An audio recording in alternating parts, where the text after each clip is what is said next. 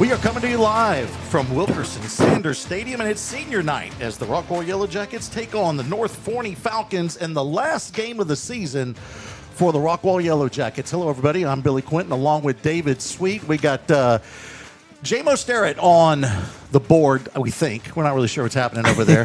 And then we got Trevor Webb on the camera and Chris Curtis contributing nothing in the booth here sitting behind us. I want to welcome you all to the Alliance Bank pregame show.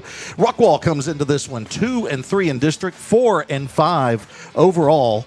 They are unranked in area and state, even though they were at the beginning of the year. It's been a rough year for the Jackets. They take on the number 6 North Forney Falcons. They're number 6 in the area, number 22 in the state. They are 4-1 in district and 8-1 overall.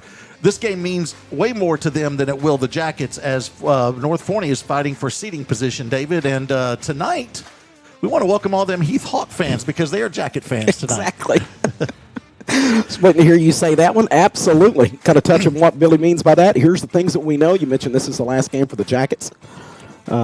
As we're seeing quite a few of the seniors being recognized down here on the field. But the 4 teams that are making the playoffs out of our district, out of 10-6A, Forney, North Forney, Longview, and Rockwall Heath, that is the known. The Division 1, the big school we'll go small school first. That's already set with Forney as the 1, Longview as the 2.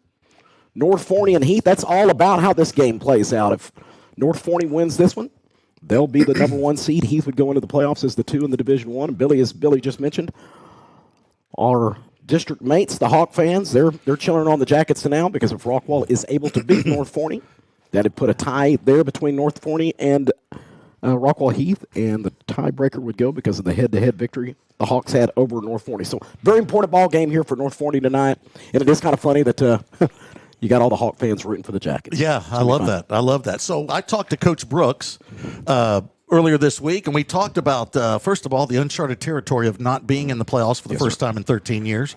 But we talk about that. We talk about the previous game against Heath, and then we look forward here to the North Forney ball game. So let's jump over there and see what Coach Brooks had to say. This is the Alliance Bank pregame show. I'm joined by Rockwall head coach Trey Brooks. And Coach, we have to start on a very negative note here that you're going into uncharted territory where for the first time since 2012 with the Yellowjackets, and I believe since you've been coaching going back to Horn, you just mentioned it's been 19 years, since you have not made the playoffs. And unfortunately, that's what's ahead of us here with the loss to Heath. This has to be a very weird feeling for you and the staff and the team. What has been your message to the team after that tough loss on Friday? Yeah, my message to them was that we're still a good football team. And I think that's just what's interesting about this situation. I don't know that a lot of teams who are out of the playoffs are saying, man, I feel like we're a good team. You know, we lost 5 games, 4 of those by 1 score, all against opponents that are probably more talented than us. And it's just we played a lot of good football, and I just told our kids that I want them to keep their heads up, and I want them to know that they are a good football team and that they've battled every step of the way, played the hardest schedule in the state of Texas. And so a lot of good was gained. Yes, we are disappointed about not making the playoffs, but and have done a lot of really good things this season. A big moment in that game was you have the ball inside the 10 of Heath going into halftime with 5 seconds left. And I think everybody was probably pretty much on board with let's try another quick shot here and then kick the extra point. Yep. Unfortunately, the ball is fumbled on the snap, and that runs the clock out. I'm going to go out on a limb and say the fumble was not a part of the play, the game plan on that one. Can you explain what was going on there and what your plan was for that last part of the first half? Yeah, so one more play for us. We were just going to run a quick slant, a catch and throw. Basically, the thought process was if it's good, throw a touchdown. If it's not, then we'll just burn it at his feet. Obviously, that won't take anywhere near 5 seconds, so then we'll kick the field goal if that happens. Obviously, if we score a touchdown, then we're up a point going into half. Mm-hmm. Last thing you think about is a mishandled snap, and that's what happened.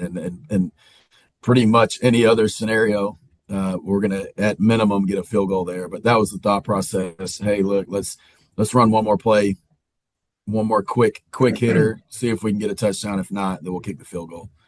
The other dagger on Friday night was, even if you lose to Heath, if Longview defeats North Forney, you still have a shot this week to get in the playoffs with a win over North Forney.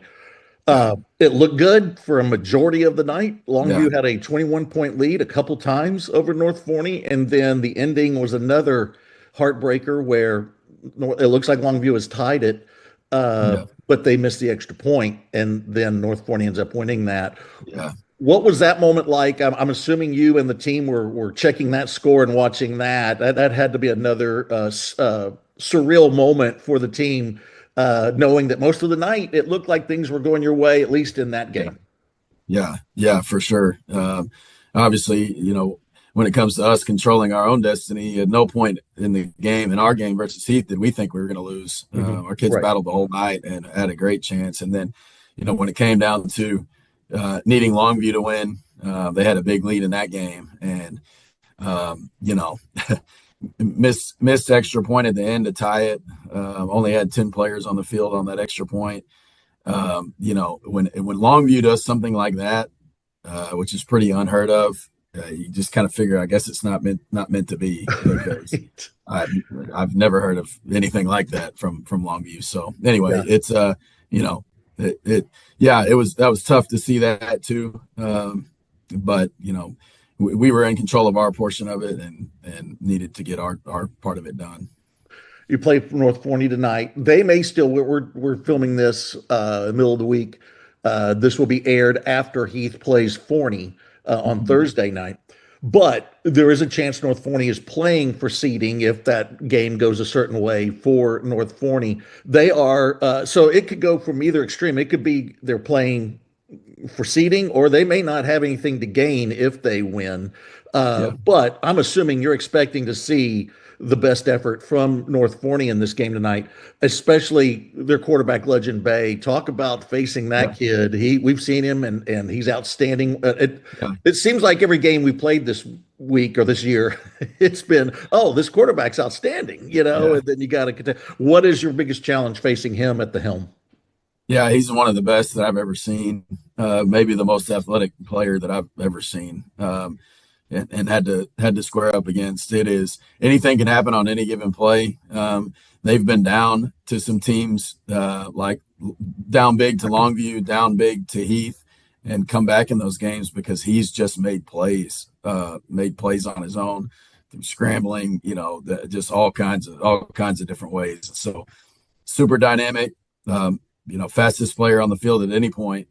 So you just got to do your best to try to contain him, but he's definitely a special player. What do you expect to see from them on defense? Defensively, really good. Improved from last year. They play an odd front, really stout up front. Defensive line is really good, and then I would say the other strength of theirs is at the corner position. Got a couple of guys that can really play at corner. One of them is an SMU commit, so. Do a good job of being sound on the defensive side, and be a challenge for us.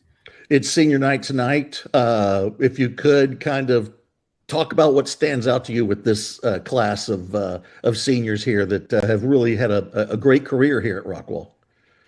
Yeah, really, really good career from these guys. A group that I've been close to since they were in middle school, and known a lot of them since they were in elementary school. A kid like Brent Rickert, I've been coaching him at quarterback at camp since he was in third grade. So it means a lot. It means a lot seeing those guys getting to finish this thing the right way. It's a group with a lot of grit.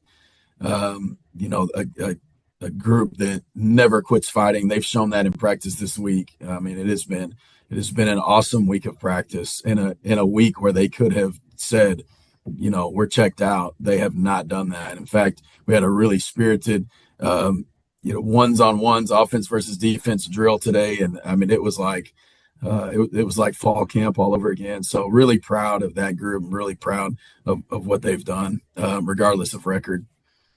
And then we'll talk a little bit about now. We can move on to I guess it would be the 2026 season next year. Yeah. Talk about some guys returning. There's some talent coming back, and so it's an exciting time here to think about next year.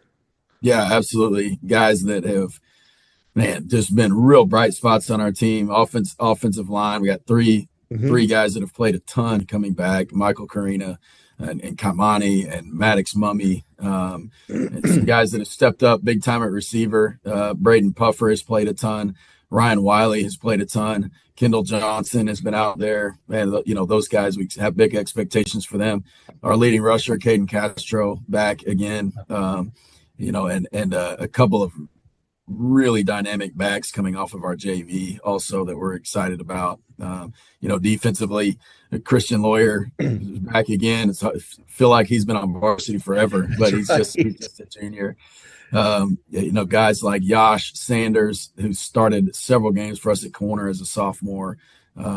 Just a lot of really good players, good young players, and then a very successful JV and freshman team. JV just took their first loss against Forney, and so got good ones coming up from those groups too. That's exciting. That's good. Well, man, I can't thank you enough for making the time for us this year. It's always fun. I know this year didn't go as planned, but I can't thank you enough for, and people don't realize it ain't just you showing up here once a week to do the interview. I'm bugging you all week, you know, needing updates. Hey, how about this? All that kind of stuff. So thank you so much for helping us out, and can't wait to get now. Let's start thinking about 2026. Let's finish tonight strong and then go to 2026. It's going to be a fun time. Well, I appreciate you and just all that y'all do. This is such a cool deal. The fact that we get to do this and we do the broadcast, and I know it's probably easy to take for granted and for people to take for granted, but man, it's pretty cool deal that Rockwall does, and the fact that we get to do this. Man, not a lot of places have something like this. Well, I'll go check my my team. I played for it. I grew up with Lampasas, and look at their broadcast. I'm like, man, we're doing good. We're doing good here, you know. So very excited about that, man. I appreciate you, and let's go get a win tonight, and can't wait to see what's in the future. Sounds good. Thanks. All right, thanks, Coach. This is the Alliance Bank pregame show. This is the Alliance Bank pregame show. I'm joined by Rocks enough for all he's done this year for us to be available every week for us to do the interview. Goodness knows that me and Chris would change the date now and then. And, hey, we're coming Monday. No, we're going to do Wednesday. You know, and all that. And he would work through it. So, and he helped me out last night as I wasn't getting a lot of info from North Forney. And so he jumped in and sent what he had. So I really want to thank Coach Brooks all season, what he's done. But I also want to thank some people, some teachers, and what they've done. I believe the Chick-fil-A cow made its way to Collins Lake Point. Let's see what happened there.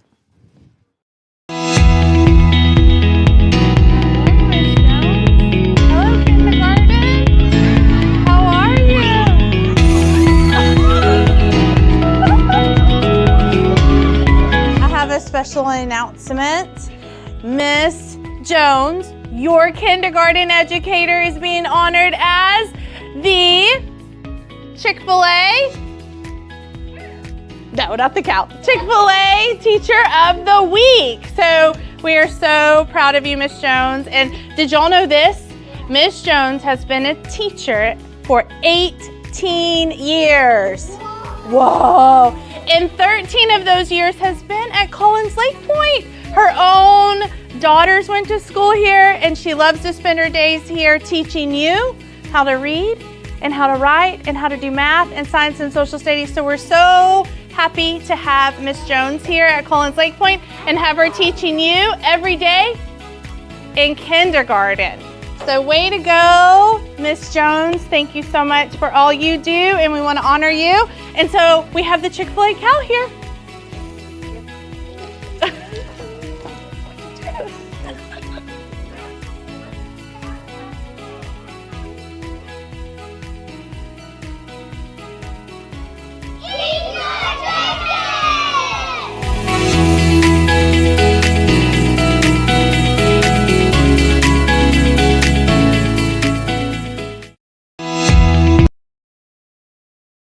Investing in you in our community is what sets Alliance Bank apart. We are community banking. That's why you can find us at nearly every event volunteering, sponsoring, and donating. Alliance Bank has been serving Rockwall County for over 16 years, and with your help, we have grown into the go-to bank for our community. Time to start a new business, time to expand your business, ready for a new home or a like new home, we will be there because that's who we are. Alliance Bank, your community bank. Member FDIC, equal housing lender. Big thanks to Alliance Bank, and you are watching the Alliance Bank pregame show, our last one of the football season. And David, I'm going to send it over to you real quick. Let's talk about North Forney. Everybody's going to see more about them as the postseason goes. But quickly, let's get what to look for here for North Forney, and then we'll jump over and talk about our Yellowjackets. Absolutely, as you mentioned, 8-1 overall, number 6 in the year, number 22 in the state. Offensively, they're averaging 147 yards per game through the air, 397 yards per game on the ground for a total of 544 yards of total offense per game, right at 48 points per ball game, the number one offense in the area. Lots of success, man. It's a very fascinating number was their ability to hold on to the football. Yeah. Turnover-wise, they've only had 3 turnovers on the entire season, 1 fumble and 2 interceptions. Highlight a couple of guys to look out for, of course, Legend Bay. Committed to the University of Tennessee. Supposedly Coach Heupel is here at this game tonight. We know that there's a couple other folks. Guess Ohio State's messing with him. And University of Texas as well. Right. They're still knocking on his door. They're still out there. Everybody's pretty interested in this young man, and rightfully so. 6 foot, 190-pound senior. He's completed 51% of his passes for 1,138 yards, thrown for 14 touchdowns. Very good, throwing the football, but even much better rushing the football. 1,356 yards. Averaging almost 13 yards every time he touches the football. He scored 23 touchdowns. Number 6 rushing yards. Second in scoring in the area is Mr. Legend Bay. So he'll be a fun one to watch. Keep your eyes on him. Highlight one guy or a couple of receivers when he does throw it. Bryson Thrower. He's got interest from Texas, Florida, Texas A&M, and a few others. He's got 23 catches for 308 yards, 4 touchdowns. He's a 6 foot, 375-pound junior, so we'll see him again next year. Lined up next to him is Elijah Otino. He's 20 catches for 395 yards. He's had 5 touchdowns. He's a Wake Forest commit. 5'11", 165-pound senior. And then one other one we'll touch on when he does hand the football off. We'll look for Asukwo, 6 foot, 180-pound senior, Andy Asukwo, 820 yards, averaging almost 9 yards per carry for him. And he scored 11 touchdowns. So a very potent offense. Rockwall will have their hands full tonight. We'll switch sides and talk about their defense. They're giving up 166 yards per game through the air, 140 yards per game on the ground for 308 yards of total offense allowed by this defense. They're giving up 22 points per ball game. And they have been very good at forcing the turnovers. They've had 19 takeaways, 7 fumbles, 12 interceptions, and have been able to force have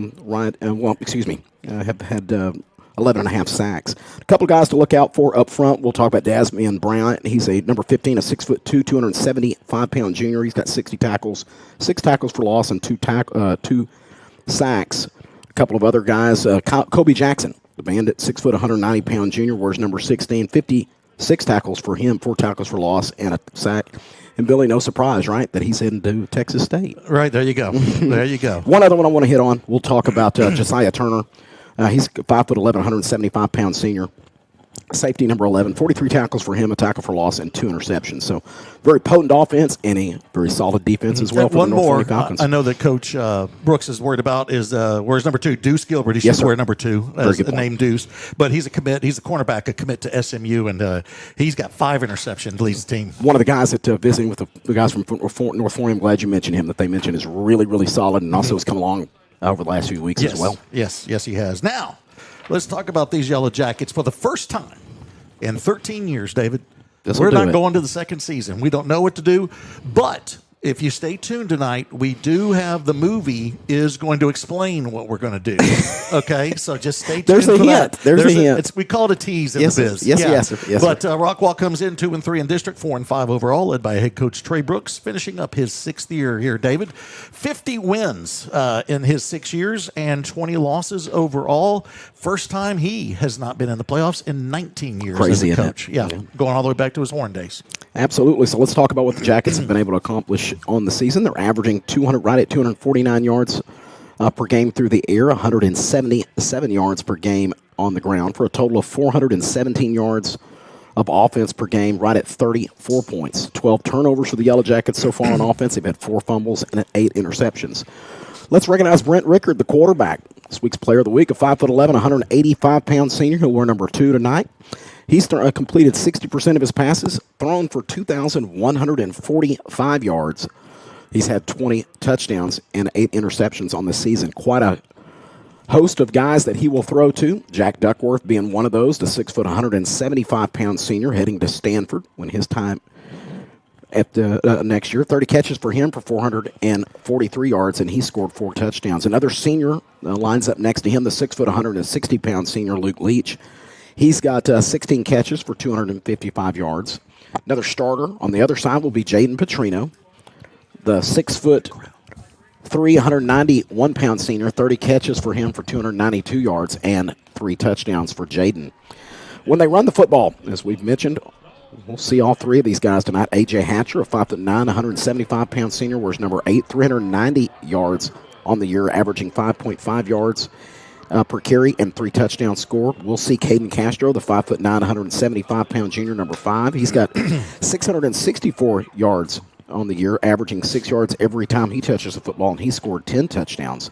He's also had 14 catches for 83 yards and 1 touchdown as well. Jacoby Hankins, we'll see him, number 9, a 5'11", 201-pound senior. 338 yards total rushing for Jacoby, averaging right at 5.5 yards per carry and scored 1 touchdown on the ground. He's also got 1 touchdown receiving as well. We'll see Jet Lamb, the halfback tight end, number 40, 6'4", 230-pound senior. 13 catches for him for 178 yards, and he scored 1 touchdown. The big guys up front, all starts, all this success that the offense has had, it's only because of this outstanding offensive line. Gunnar Talley, the number 72, is a 6'2", 270-pound senior. Manny Angelo lines up next to him. He's the left guard, a 6'2", 266-pound junior. Number 61. The center's number 64. That's Maddox Mummy, a 6', 287-pound junior. Henry Rice is the right guard, a 6'1", 255-pound senior. He'll wear number 55 and 74. The right tackle is Michael Corina. He's a 6'5", 266-pound junior. We'll see another about 4 other young men. We'll mention them throughout the broadcast as well. That will also be receivers. But offensively, Billy, it's been a very good season for the Yellow Jackets. Number 14 offense in the area. Yeah. They've really picked it up. They started a little slow on offense, but have really picked it up as the season went along. Let's go ahead and switch sides. Defense in that 3-3 stack defense. They've given up 144 yards per game through the air, 209 yards on the ground for a total of allowing 355 yards of total offense, giving up 31 points per ball game. They've had 14 takeaways, which is 6 fumbles, 8 interceptions, and 9 sacks on the year. We'll start up front. Again, the 3-3. Jackson Stoner, number 33, the 6'4", 250-pound senior. Wears number 33. 42 is Wade Day, the 6'3", 230-pound junior, nose guard. And then Braxton Chaplin's also up front, the 5'10", 190-pound senior defensive end. The linebackers, outside linebacker is Christian Washington. He wears number 0, a 5'8", 180-pound senior. Lined up in the middle. The middle linebacker is a 185-pound senior, number 29. It's Anderson Stevens. And then Christian Lawyer, the 6', 195-pound junior, outside linebacker, wearing number 32. Safeties, the free safety, Will Ashworth. He wears number 7. 6', 180-pound senior. And then the 2 hash. Zayden Edwards, number 6, a 5'11", 160-pound senior. And then Jerry Castro, the 5'10", 180-pound senior as well. 2 corners, both the AJs. AJ Brown, what a great year both these 2 guys have had. AJ Brown, the 5'11", 175-pound senior, wearing number 4. And AJ Nails is the 6'2", 180-pound senior. You know, what are we going to do next year with no AJs? I know We're losing all our AJs. Losing every daggum one of them. Hatcher. Yep, Hatcher, Nails, and Nails Brown. and Brown. Yeah. All 3 seniors. All right, let's take a quick timeout. J-Mo's telling me he wants a timeout. I guess he's running the show. So let's take a quick timeout, and when we come back, we'll have our national anthem and hopefully get this one underway.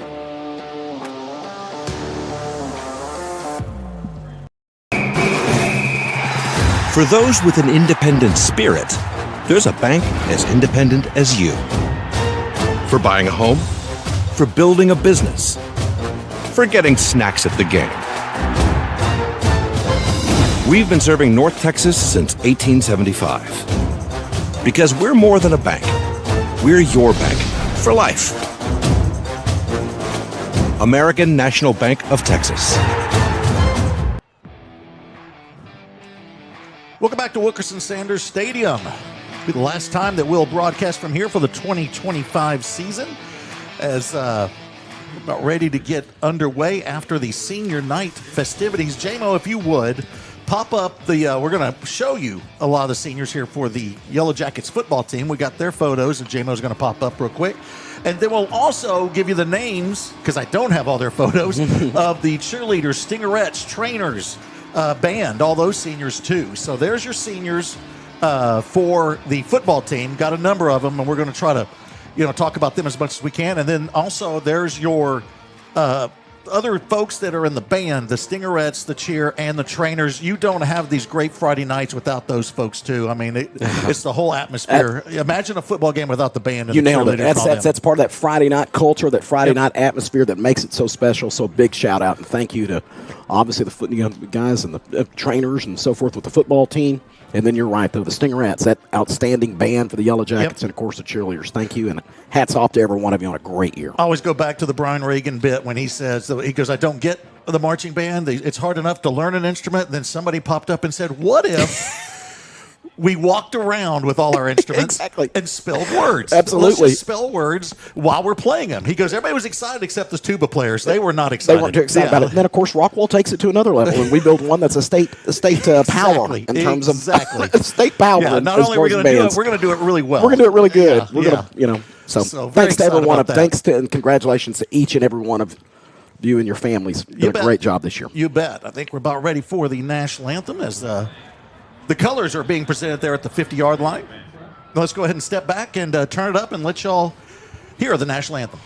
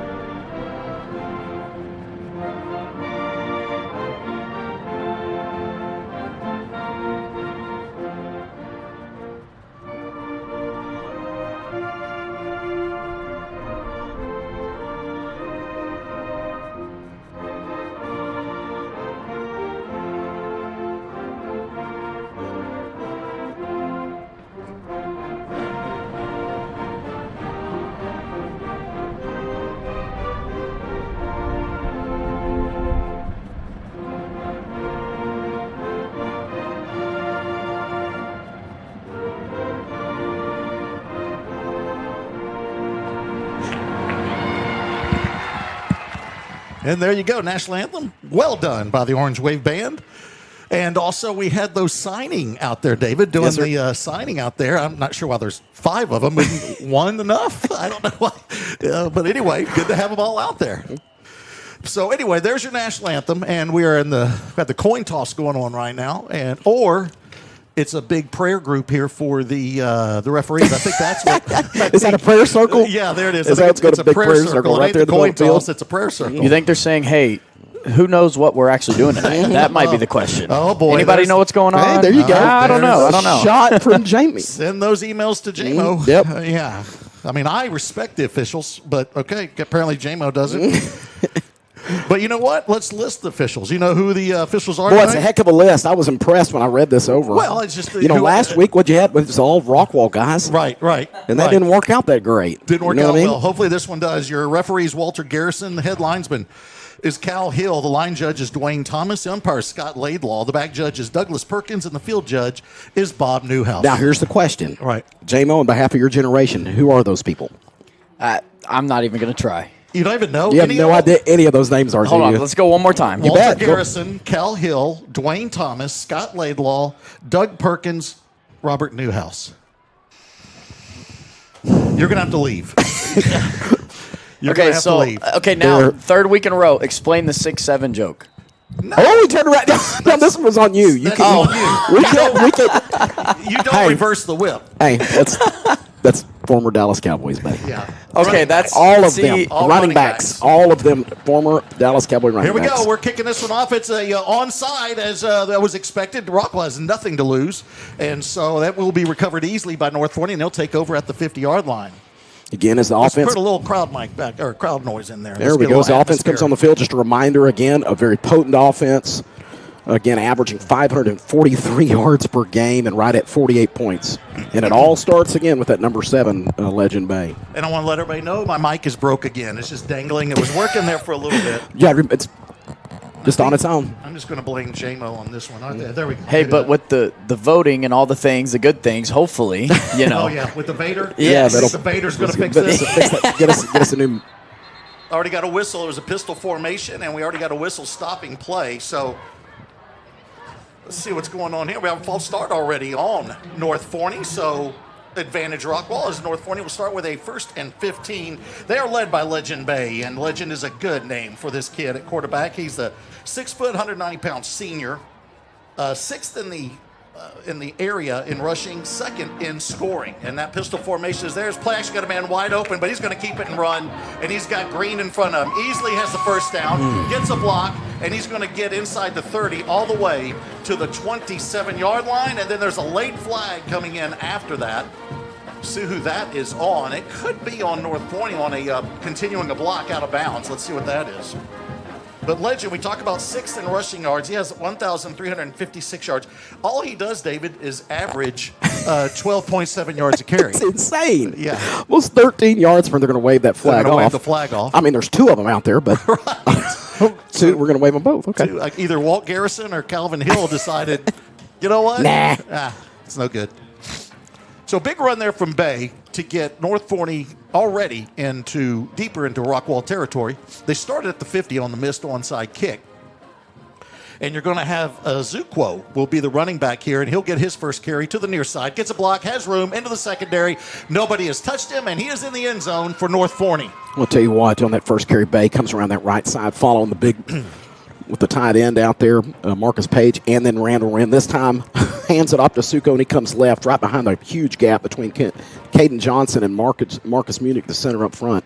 Two plays. Yeah. 2 plays and into the end zone. Yeah, 2 guys that we all knew were going to be Yes, sir. going to be handling it, and they take advantage. 12th touchdown of the season for Zuquo. He has a 93-yard run. Both of these, he and the backup, Woodard, who may not play tonight, both had 93-yard runs last week in their win. And here comes the extra point. This is 2nd year for Guadalioa, and he is going to punch it through. And your score with only 10 seconds has run off here in the game, David. Wow. And What do you say? it's a 50-yard drive in 10 seconds, and 2 they're plays. up 7-0. Yeah. I'm like that. already out of stuff. Oh, my goodness. Oh, man. Okay, so we're going to keep it here, and we'll talk a little bit about this Rockwall offense. Throw those starters up there again, J-Mo, and we'll talk about that. Brent Rickard leading the team, his final game as a Rockwall Yellowjacket. He's done such a great job at quarterback in the last 2 seasons for the Jackets. This season, he has thrown for 2,145 yards, 20 touchdowns, 8 interceptions, and has also run the ball, especially lately. 161 yards on the ground with 6 touchdowns on the ground. So has had an outstanding year, had a good game against Heath last week, throwing for 344 yards, 5 touchdowns, and 1 interception. So He's been fun to watch, man. Oh, man, and I love he that has. that extra dimension, as you mentioned. Once he got a little bit more comfortable running the football over the last few weeks, it's been fun to watch. And then you also are going to have the last game here for the starting running back, A.J. Hatcher, one of the A.J.s, 5'9", 175-pound senior. 390 yards, averaging 5.5 yard a carry. It's been a trio of backs here for the Cowboys, for the Yellowjackets. I've been thinking of the Cowboys running backs. Yes, yeah, sir. Yeah, that's true. And so, but you got Hatcher, Castro, and Hankins. All 3 have had an outstanding season. It is Castro that leads this trio in yardage with 664 on the ground, and you're going to see a lot of him also. But he'll be back next year. Here's the kickoff. It's an onside from North Forney, and it gets the bounce, and it's loose. And let's see who recovers. I believe Rockwall got on it. They did. All right. Good job there for the Yellowjackets. When you kick a lot of onsides, that means you've also practiced recovering a lot of onsides because somebody needs to be over there. Kind of familiar with it. Yeah, so good job there by the Jackets. And they'll get their first opportunity with some great field position starting at their own 45-yard line. In fact, it was offsides against North Forney. Even if they recovered it, they would not have kept possession. They would have had to re-kick it, but they don't have to now. Rockwall recovered, and they'll take over here. That was number 52, Rigger Spurl. Spurl on the bottom of the pile. All right. For that one. Saw his brother play some baseball. Yes, sir. Okay, here's Rockwall with 3 receivers set. They're going to have the twins near side, one far side. They're going to snap it from the far hash, and that is Hatcher in the backfield with Rickard. Hatcher on the right hip of Rickard. Petrino in motion. That's going to be trips near side now after that motion wide receiver screen. And it's going to be caught by Petrino. Has a block, looks for room. He'll dart it right up the numbers and get right to the marker, and they may give it to him. Yes, I think they will. Yeah, that's a 10-yard reception for Petrino and a first down. What a good-looking play out there, man. A great throw from Rickard over here to him. And then, of course, we see the replay there. What a great job on blocking outside. Hatcher looking for room. He'll get past the line of scrimmage, finally be drugged down, but he'll get 2 yards on that one. And let's turn up the crowd a little bit more. We want people to know we're at a ball game. There we go. All right. Got the band working hard. Let's give them a little listen. There's a quick snap, and now they're the wide receiver screen. This one's going to go, believe to Duckworth. It is, and he's going to have the first down. Nice job there leading the receiver from Rickard. That's going to be 8 yards on the reception for the senior receiver. And another first down for Rockwall trying to answer that opening touchdown from North Forney. There's the Jacks' first pass reception of the game. 31st on the season for Duckworth. Again, the Stanford commit. And now play action, Puffer in motion, looking to the left is Rickard. Nothing there. Now he's going to roll back to the right, directing traffic. Throws him in the middle, got a man. It is caught. He has to go to the ground to bring it in. And I believe it's Lamb making the grab, the H-back. No, it's Puffer. Puffer makes the grab. Yes, sir. Braden Puffer, 6'1", 170-pound junior with his 29th catch of the season. Boy, if he could keep his feet, and that pass was low and outside, so he had to go to the ground to get it. Hey, what an impressive job there by Rickard, Billy. Kind of extending that drive, had nowhere to go with it at first. Hey, let's get Billy turned up, okay? Yeah, there we go. Is that better? I'm going to get you turned up. Okay. All right, there we go. And now play action. Lowering to his right is Rickard. Now he's going to throw back. Wide receiver screen. It's Duckworth, and it's well read by the North Forney defense. They're going to bring him down. Sinkar Cumby, the outside linebacker, the 6'3", 200-pound senior. He read that. He was all over it. Yeah, and that was the first negative play here for the Jackets. So they're going to set up now a 2nd down and 13. It's not 2nd and 72 as the scoreboard says. That's a long way to go.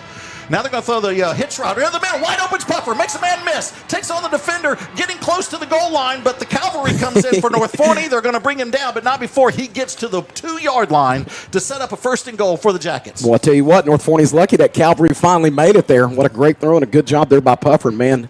Puffer's wide open again in the slot. Let's see if they hit it to him. And no, they're going to be a keeper by Rickard. Takes it in. Touchdown, Rockwall. Brent Rickard with his 7th touchdown on the ground. Yeah, very good decision. You're right. He had an option there to throw it to Puffer, who had lined up, nobody on top of him, but he read that hole very, very well. Big enough gap that he was able to hit it quick enough and get into the end zone. Rockwall didn't score in 2 plays, Billy, but still a very impressive drive and a nice response from that Jacket offense. 55-yard drive for the Jackets on the 2-yard run from Brent Rickard, his 7th of the year on the ground, and Rockwall with this extra point could tie it up with 10:13 left in the first quarter. That's Holland in for the extra point. High snap. Rickard's also your holder, and he does a great job getting it down, and the kicker will split the pipes, and Rockwall will tie this one up 7-all with 10:13 left in the first. Let's take a timeout and pay some bills, and when we come back, let's see if that Rockwall defense can keep North Forney at least 3 plays. Keep them. So let's see what happens there.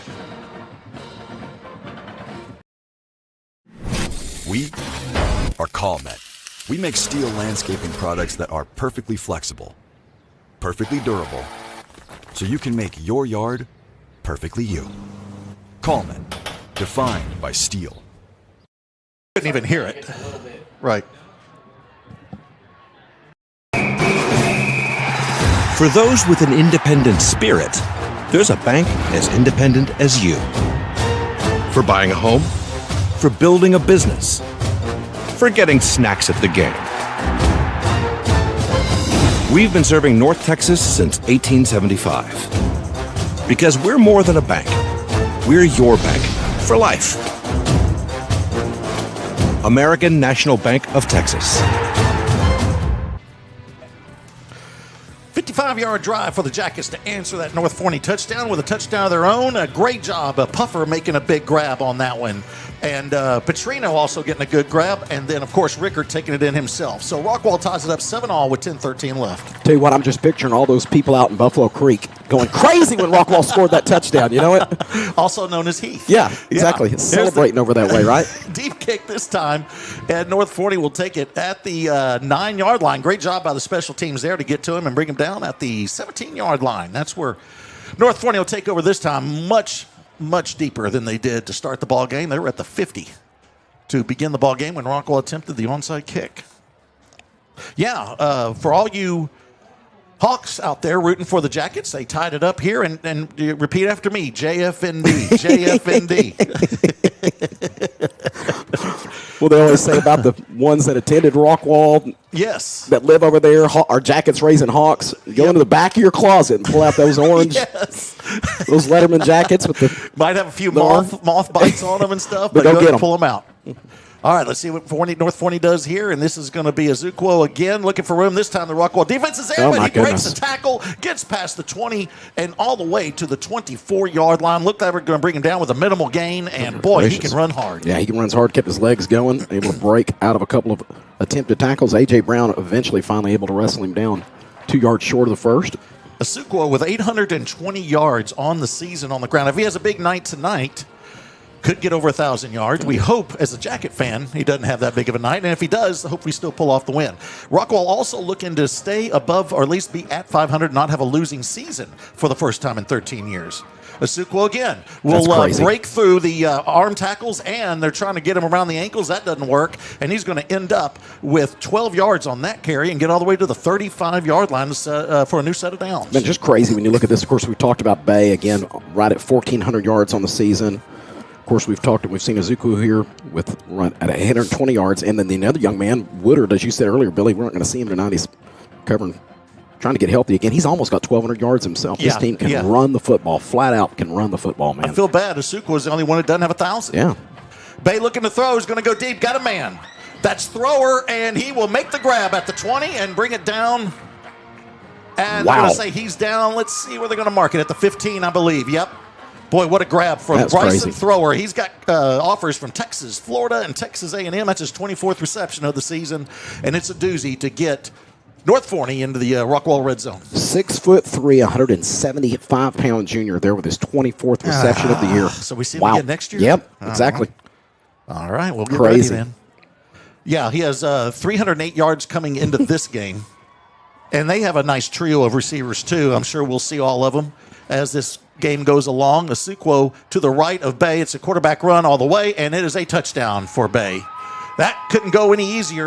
As far as that last run there from Legend Bay, that is a 17-yard touchdown run, and they will take the lead back, 13-7. The Legend's 24th touchdown of the season on the ground. That's crazy. Okay, let's put this in perspective. At first you said 24th touchdown, and my mind went to, that's a good amount for a season. That's just 24th on the ground. Exactly. I said on the ground. On the ground. Amazing. Yeah, you said it. Yeah. When you said on the ground, I'm like, wait. So he's done others. Yeah, he's done something else. Oh, he's thrown for thrown for 11. Crazy, Billy. Yep. Actually, excuse 14. Me, 14. Yeah. Excuse me. Yeah. Crazy. That is nuts. Extra point is good from Gardi. I'm going to say this. Guardiola. There you go. Guardiola. Also a junior, so the kicker will be back too. And he's a good one. Yeah, he is. He is 1 for 4 on field goals this year, but I remember him from last year hitting a couple big ones, and so he's. I'm sure his leg's tired with all the extra points. I mean, just look at that again. 47 extra points. 54. Yeah. Okay. Well, I mean, their backup is already 6 for 8 on extra points, so he's had some action. So, let's talk a little bit about North Forney. As we mentioned, they come into this one 8-1, or excuse me, 8-1 overall, 4-1 in district. If they win, they are co-district champions officially with Forney. Which still it's weird. Forney beat them. Mm-hmm. So I would think you could just say North Forney beat them. I'm sorry. North Forney beat them. So North Forney should be the champ, you would think, outright. But they're going to say and we've been there before, too, with the Rockwall. Seen it in football, basketball. So anyway, congratulations to Forney and Longview and Heath and North Forney all making the playoffs. And I'll tell you what, if North Forney wins this one, you think about that. We talked about it a couple of weeks ago when both the two schools had beat Longview. Both the two Forney schools, North Forney and Forney, both beating Longview. Man, if they both go into the playoffs, let's say North Forney won this game tonight, Forney will be the Division II, the small school, first seed. Right. And if North Forney goes in there, wow. Yeah. As the one in the big schools. And the reward for Heath and North Forney. No way, either way they end up. We're going to do the handoff here, and the ball's fumbled. He's on it. Yeah, we got it back. Boy, that's the first time we've seen it all year, and hopefully the last. I believe that's Edwards that will recover it. It is. So Rockwall's now going to take over at their 14. But yeah, go ahead and say how the hell that works. Hey, congratulations. You're in the playoffs. You get to play either Duncanville or Waxahachie in the second round. I don't know which one I would want to play. I don't know this year, man. Seeing, of course, Duncanville. That's another one like our district. Yeah. We had 3 teams, DeSoto, Duncanville, and Waxahachie, all tied up there at the. That's right. And in that district, they're going to have a few drop down. Yeah. Because DeSoto said they're going to legitimately go with the 5A. Yep. Cedar Hill's going to drop down. I think Lancaster is also going to drop down. So here we go. Second drive for Rockwall. Another hitch route. This time it's Leach. He's got room. He's got a first down, and he's past the 25 to the 26-yard line. So the passing lanes are there, and Rickard's going to take advantage. All 3 receivers, the starting receivers, each have a grab already here with 8:25 left in the first quarter. And it is a play action. Another hitch, wide open. And unfortunately, he has to go to the ground to grab it. I think that's Puffer. It is with his, I believe, second reception. Yeah, it's a second reception. So, as you mentioned, all the starters plus Puffer. And now we're going to have another play action. Rickard looking to throw it. It's a go route. He's got Duckworth. Oh, tries to bring it in one-handed. Cannot bring it in. That was intended for Wiley. Oh, that's Wiley. Excuse me. Duckworth here on the near side. We're going to have Wiley back next year, which is very, very exciting because we watched him come on every game, David, get better and better as the season's gone along. And so very exciting to see what he's going to continue to do. Sophomore, we're going to have him for a couple more years. Now Rickard's going to keep it, has a block. And on that 3rd down and 4, he's going to get 4. And they're going to move the chains. Good job by the senior quarterback. And Rockwall will keep this drive moving. Another fresh, brand new, shiny first down. Love those. Very good job there by Rickard putting his head down to pick it up. Sparkly. None are the same. Exactly. You know what I mean? Exactly. It's a new experience. Hankins in at running back here for Rockwall. Normally see Castro here, but Hankins going to get the opportunity. It's a play action and keeper by Rickard. Didn't like what he saw. Follows the blocks, and he's going to end up with some good positive yards. Nice chunk run there for 5 yards for Brent Rickard. We have not seen him run a lot at the beginning of the year, and it was really non-district. Yeah. And then Coach Brooks had said, "Now that was the plan." And then once they unleashed him, it's been really fun to watch Brent make his way on the ground. Now he's got time on the play action. The man over the middle, he's got it. I believe that is Wiley once again making the grab. It is. And he's going to end up with 15 on that reception and get to the 42-yard line of North Forney. Rockwall getting in F territory. Ooh, we had a little movement there, no whistle. And this is Hankins. And on the first down run, he's going to get 4 inside the 40 to the 38-yard line.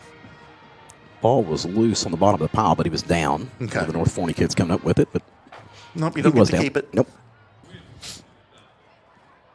Reminder that it's senior night, so there might be a few different setups here as players getting in. Give them Hankins normally comes in 3rd, but he comes in 2nd here as far as the running backs go. That's Duckworth in motion. They're going to throw it to him on the motion. He's going to throw it left-handed, and it is caught. He caught it. Yes. Caught on the wide receiver pass. That is to Stoner, who makes his, I think, 2nd grab of the year. It is. That's only his 2nd catch of the year, but it's for a first down to the 21.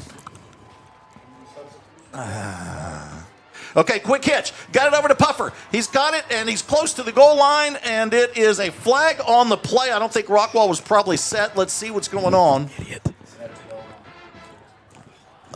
Oh, okay, that could be the call then. And so, yeah, Puffer I think that was Puffer that made that grab. Let's see. I want to make sure we get the right guy. Could have been Johnson. I think it was, no, it was Leach. Excuse me. I've gone through all the receivers. I'm not looking. I'm trying to call a ball you don't game. even understand. It's out of control. I'm being call security. I saw it. I saw it. I just don't understand how he was ever I know it. School board trustee. Rockwall has the first down at the 3-yard line. 1st and goal, trying to answer that touchdown. And it's going to be a keeper. And into the end zone. Touchdown, Rockwall. And that is Castro with his first carry. He gets it. Are they going to give him a touchdown or not? No. They're working him at they down? Wow. Yeah, okay. No, they got it. They got it. They got it. And that was Hankins. Yep. No, I thought that was, Yeah, it was 9. Castro. He just walked. Yeah, it was 9. All right. We'll agree to disagree. Okay. Was it 5? Because Castro gets the snap You're of right. the I think Wildcat. it's it. You're right, 100%. So here we go with the extra point. Rockwall needing to tie it up here after North Forney has really not had any problems moving the ball, but you can say the same for Rockwall. Jackets done pretty well themselves, man. All right, let's take Honestly. a timeout. We're tied up with 6:13 left in the first, and it's 14-14 here at Wilkerson Sanders. Jacket Nation, this is Coach Brooks shouting out to Rockwall Ford. I'm excited to have the support of Ford team for the 2025 football season and their support for the remarkable achievements that students and staff strive to accomplish daily. Over the years, they have extended their unwavering support to every athlete, coach, and staff member as they diligently pursue their goals and ultimately achieve victory. We look forward to continuing our partnership. Go Jackets!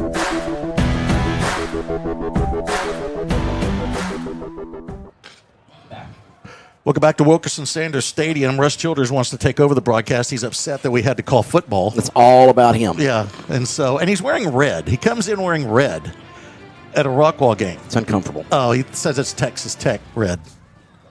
Yeah. All right. Oh, is that what he said? Yeah, that's what he said. Nothing says Raiders on any of his stuff. He's ready for game day tomorrow. Oh, it in does. Lubbock. Says Oh, my country gosh. club. Yeah. Yeah, why aren't you out there and Right, getting why ready aren't for you game day golfing? tomorrow? Yeah. No, Shouldn't why you aren't be you out- out in Lubbock Shouldn't you for be game out day like tomorrow? But I bet you are. figure your lifestyle? You're out hunting foxes or something. Quit it. There's the kickoff, and it'll go in the end zone. But once it touches, it's a touchback. I always go the NFL rule of like, hey, you better out there grab and recover that thing. live Yeah, ball. You better Yeah. get it. So Why did we have an empty chair in here? I know it wouldn't It's matter. comfortable. Yeah. Okay. Russ used to do broadcast with us. Do you remember when he went with us to Tyler? And maybe one of the most wheels-off broadcasts we ever had in Tyler? Mm-hmm. In that little booth, they shoved us into this little... That goofy little booth. Yeah, yeah. But He broke his finger. that was Longview. Oh, yeah. That was Longview where I broke my finger catching punts. Billy decided he's going to go out there and catch punts. How are things different now? When we used to broadcast back in the day, we're literally doing pregame warm-ups and I'm catching punts from the Rockwall punter. Yeah. Now we don't even go to the We field. don't even go on the field anymore. Yeah, we don't even go to the field. And before, I was catching punts. Oh, well. Oh, those were the good old days. We got a motion again on North Forney, so they're going to move them back 5, set up a 1st and 15.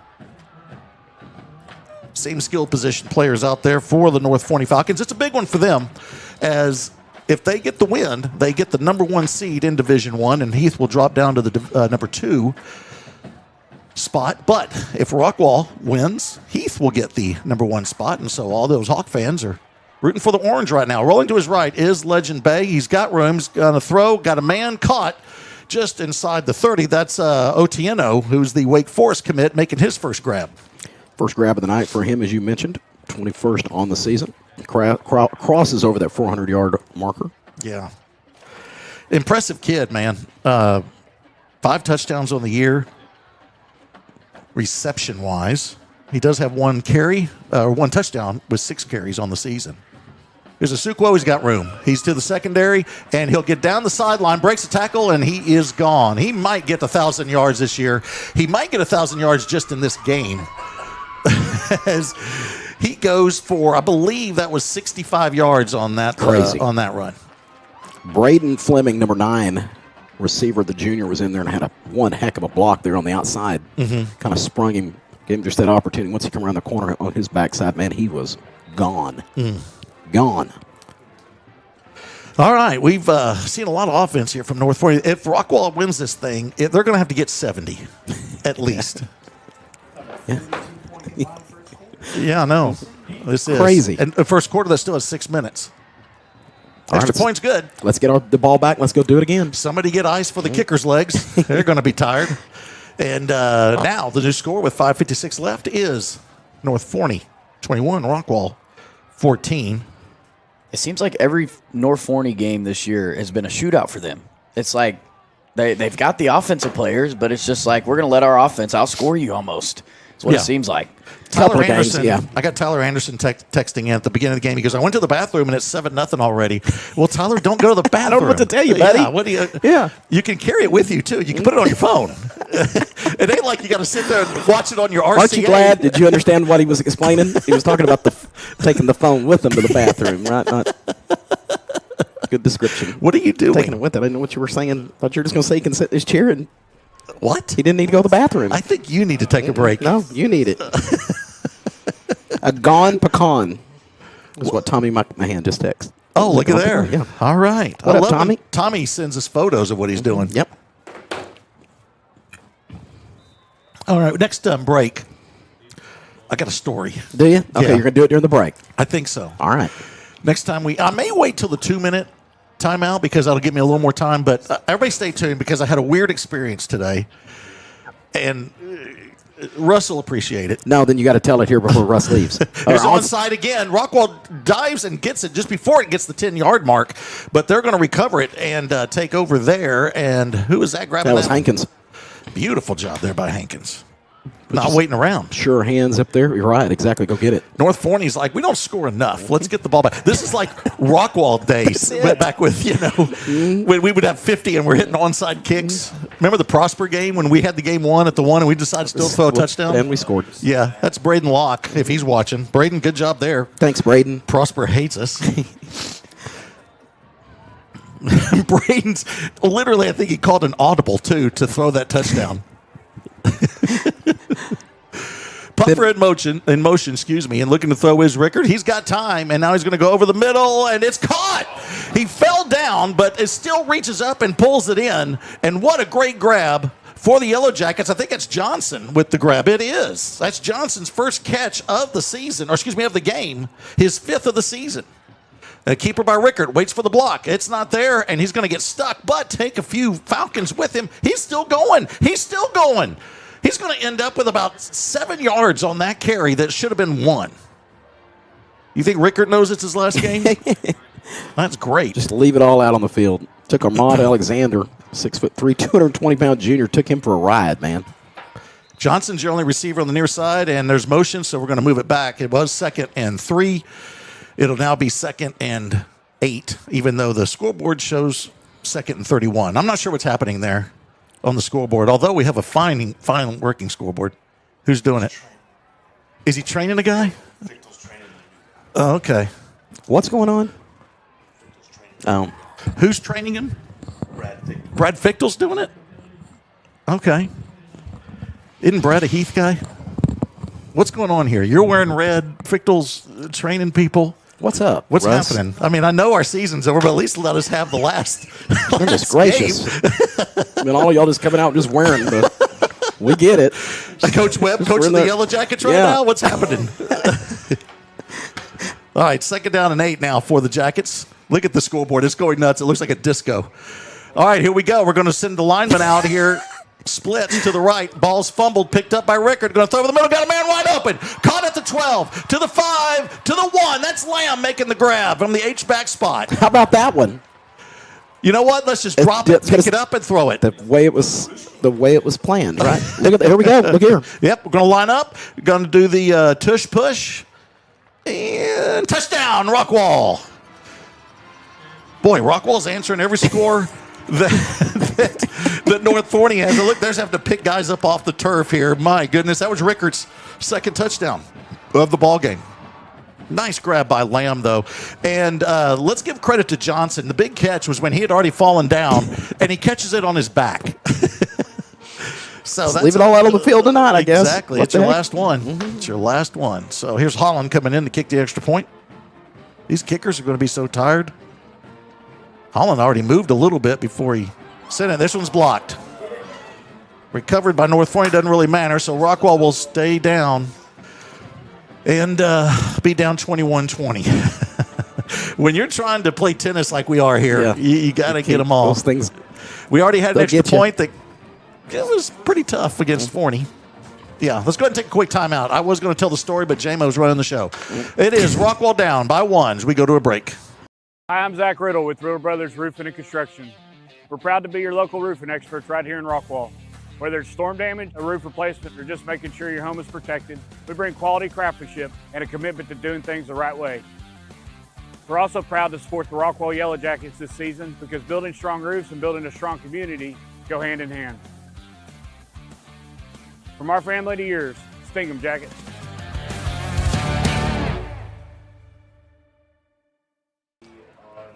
Massive, massive shout out coming here with Gracie and Colin with brand new baby Waylon. That's All right. Coach Webb's grandson, and love having them watching the broadcast here.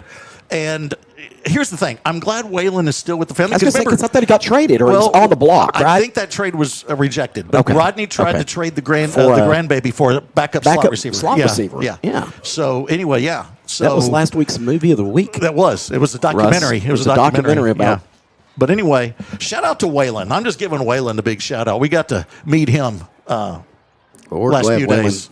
Waylon remains part of the family. Yep. Congratulations. There was a shot of them when Rodney pushing the stroller in Waco, and it looked like Rodney was heading to the interstate with the baby. There's another onside kick. This one is recovered. None of the onside kicks are working right now for either team, and now North Forney will take over at the Rockwall 49. And I'm on both coaches' side here. If we're going to just shoot fireworks all Let's game, go. Let's just, why give them a long field? Just make Let's it a go. short field. We get the ball back quicker. So, Gracie and Colin, so glad. And congratulations. We've already given you a few shout-outs before, but love that you're watching the ball game. And Waylon, I love that name, That's too. very cool, man. Yeah. What a great name. It's better than Billy. But, of course, you have a unique one, David Elizabeth. That's so stupid. Billy Jasmine. We just learned that earlier this year. Yeah, my middle name is Jasmine. Hey, I don't know. I don't know what your parents were doing. It must be a Lampasas thing. I don't know what goes on down there. A little outside the hill country like that. I mean, people got all kinds of time on their hands, don't they? Come up with unique names. How about we just concentrate on the No, football I bet game? you do now, don't you? Took a turn. It's a family name, Jasmine. Asuko is going to lose 5 on that carry, and it'll be second down. Might be the first time all year that he's lost 5 yards on a carry, I think. It could be. He still has about 300 yards rushing in this one. He's going to get another chance here. Waits for the block. Nice spin move, but he'll be stuck right at the line of scrimmage. It's going to take a few Jackets to bring him down, but they do. And it's going to set up a 3rd and long now for North Forney. Give him a yard on that run. So 3rd down and 14. Christian Lawyer, Will Heritage in there. Okay, and then I love when my wife chimes in on all the text, and she tells Gracie, "Why aren't you watching the Heath game?" They all had to tell her it was last night. It was last night. But thanks for chiming in. Shout out to my beautiful bride, my current wife, Autumn Quinton. Oh. She's playing her cards right. She'll be around for a while. Don't you worry. What do you think, Russ? 3-man rush from Rockwall all day for Legend Bay. He looks to throw. Now he may tuck it and run. Looks for room to the outside.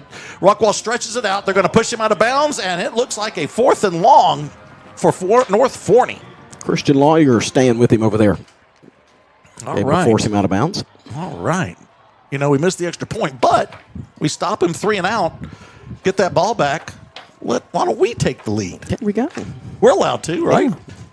Mentioned this before. Rockwall at 3 and 4, or excuse me, 2 and 3 in district, 4 and 5 on the season. They aren't going to the playoffs for the first time in 13 years. They also do not want to have a losing record for the first time in 13 years. Get a win tonight. Keep that record at 500, and that streak will continue. Heavy rush here from Rockwall. They don't get there. And it's Edwards making the fair catch, and we'll stop there at the 23-yard line, and Rockwall will take over with 3:10 left in the longest first quarter, I think, in American football history. 3:10 still left. Wow. This is longer than that Louisville game. Remember the Louisville game? That thing went, I felt like, to That like would 5 never a.m. end. Don't you have a story you want to tell? I do, but I can't do it while there's a football While game there's going football? on. Yeah. We got to have a little break in the football action. When we have a break in the tackle football, I'll tell the story. So you can't, go to some crazy break here in a minute. Well, I mean, Okay, we not won't. you. We I'm talking won't. over We here. won't. yeah. Talking to the director, producer person. JMO just Now. running roughshod. Here's a wide receiver screen, tunnel screen. Nice spin move. And that's Wiley. He'll finally be brought down, but let's give him 4 on that one. And he might be slow getting up here. He got tattooed on that he last did. one. Yeah, okay. A little spin move inside. We got time for a story. Yep, go for it. So I have to take my son Cash to an appointment every few Fridays. And so, because after he goes, he can't drive. So I'll take him there, drop him off, and then the current wife will go and pick him up. So it's over in Richardson. So I drop him off, but I'm a huge Mr. Gaddy's Pizza guy. I love Gaddy's Pizza. Okay. So there's a Gaddy's Pizza in Richardson, kind of near where I take him. So what I do is once I drop him off, I order the pizza and I'll go pick it up. Okay, it's about 15 minutes away. So we're on the speakerphone in the car. He's getting out. I'm ordering the pizza. Yeah, I need a large meat lovers, and I'll be picking it up. The guy's like, all right, we'll have it ready for you in 10 to 15. Now, he has not gotten off the phone yet. Cash is leaving, so I yell out to Cash, love you. And then the Gaddy's guy replies, oh, I love you too. So now it's awkward. Okay. This is great. So then he hangs up. So I've got the Gaddy's guy now. Rush just put Geddes in his phone. To be continued as Rockwall makes her way back out onto the field. We're going to do some football here for a moment. We're going to do football, and I'll let you know how this goes. I'm at a point now of I don't want to go in and get the pizza now, because this man, what's he doing? What's happening here? And I've seen this guy before because I've ordered pizzas there before. You just never told him you loved him. I hadn't. Relationship change. Oh, man. Second down run is not going to go far. It's going to set up third down now for the Yellowjackets. Let's say 6. And there's a lot of people out there listening that are just waiting, excited about the rest of the story here in a minute. I'm sure they are. Play action. Rickard looking to throw. Heavy rush. Got a go route going for Duckworth. He got it. He got it. Reaches back, brings it in, and it's a first down for Rockwall as they get to the 45 of North Forney. What a grab. That thing, he used his fingernails to hold that one. Word. Rockwall quickly to the line. North Forney not set. Now they're going to throw the wide receiver screen. It's Duckworth again. Looks for a block, and he'll be pushed out of bounds at the 42-yard line. Let's give him 3 on that one. Second down they're going to give him 3 and 2:28 left here in the first quarter. Why not score 100 points in the first quarter? Let's do that. H-back is to the left, and this is a run up the middle for Rockwall. That is Hankins. He just missed breaking it there. Actually, that's Hatcher on the run. Boy, he just missed that one. He knew it too when he got up, man. Yep. So Hatcher now will be to the right of Rickard. 1 receiver near side, 2 to the far side. Far receiver in motion. They're going to fake the jet sweep to him, and now a rush. Rickard has to roll to his left. He's going to throw it back. He's got Petrino. He catches at the 40, makes a move, dives forward. He's got the first down. Yes, he does. Boy, What a nice alert play from Rickard to get that ball back over there. We have another timeout on the field. So I'm now driving, wondering, how is this going to go? I don't want to go inside and get my pizza now. I considered I'm just going home. I'm just going home. So I go in. Uh-huh. He's the only one there, so I know it's him. So I walk in. He looks at me. I look at him. Not a word is said. He hands me the pizza. I just grab it. Not a word. I hand him my card. He checks it out. All right. Thank you. He's like, do you need anything else? I don't. I don't even want this. I don't even want this. So I leave, and I get into my car, and I open up the box, and his phone number's written on the inside of. No, I'm kidding.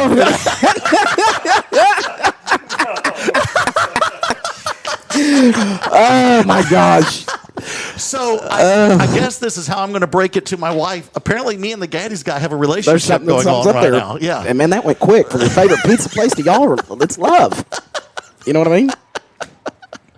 But anyway, I called Cash and told that story. He couldn't stop laughing. I'm like, I told the pizza guy I loved him, and he responded. And he responded. Back. Yeah. I love you too.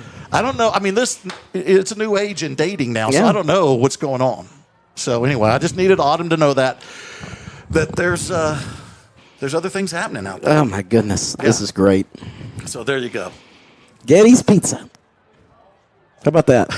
Okay. I'm already in trouble. Here's this on something else. Did I? Russ just put in Mr. Geddes Pizza on his phone. Kidding. Yeah, I don't know what to tell you. Yeah. What are you in trouble for? What now? I mentioned Rodney. I mentioned Gracie. I mentioned Colin. I didn't mention Fran. That's a good. And Fran is the glue of that family. She's on you, isn't she? Yeah. She goes. Rodney did, but he's my grandson too. Yes, he is. I'm sorry, Fran. Yes, he is. Fran's probably the reason he didn't get traded. Right. Right. The trade was vetoed. I think that's what happened. Why would Why would a grandfather trade his first grandson? There's a nice run up the middle to the 15, the 10, the 5, touchdown. Hatcher with the touchdown. Oh, that's a beauty. And Rockwall's going to take the lead for the first time tonight. And we've seen that all season, David. Yes. Hit them, and all of a sudden bust one there. Always talk about, you get frustrated early in the game, talking about the running game and whether or not it's having the success it is. Yep, keep doing it. Keep going at it. Get into Hatcher's hands. 4th touchdown on the season for AJ. Hey, you think any other football broadcast tonight's talking about a love connection with the Mr. Gaddy's guy? Here's a 2-point conversion on the swinging gate. Got a man open. Call! Did he bring it in? No. Oh, Rickard short-armed that one. Could not get it to him. So that's going to go incomplete. Rockwall does keep the lead, 26-21.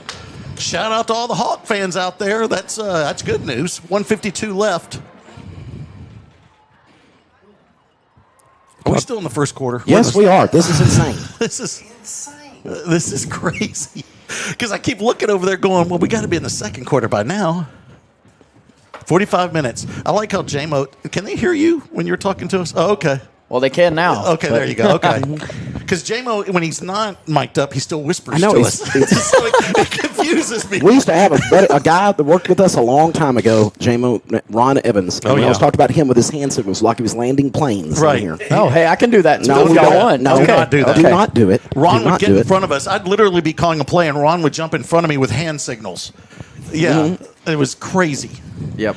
Ron thought he was helping. Yes. What are you doing? Yeah, what's happening? Ron, I'm watching the game too. You just distracted the people in the next booth. Yeah. What are you doing? Look at Jet surrounded by all his friends.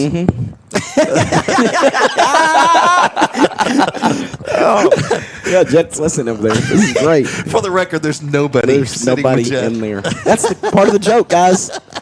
Oh, look here. Another onside. It's loose. Could it be the first successful one? We're not seeing a lot of positive. Oh, no. They did it. Rockwall got How it. about that? There you go, baby. Why not?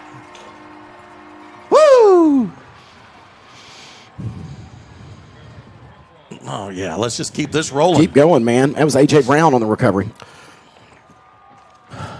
And speaking of not going to the playoffs, I need to talk to Rodney. How did he handle it last year? Because it was the first time in 20 years for Rodney last year.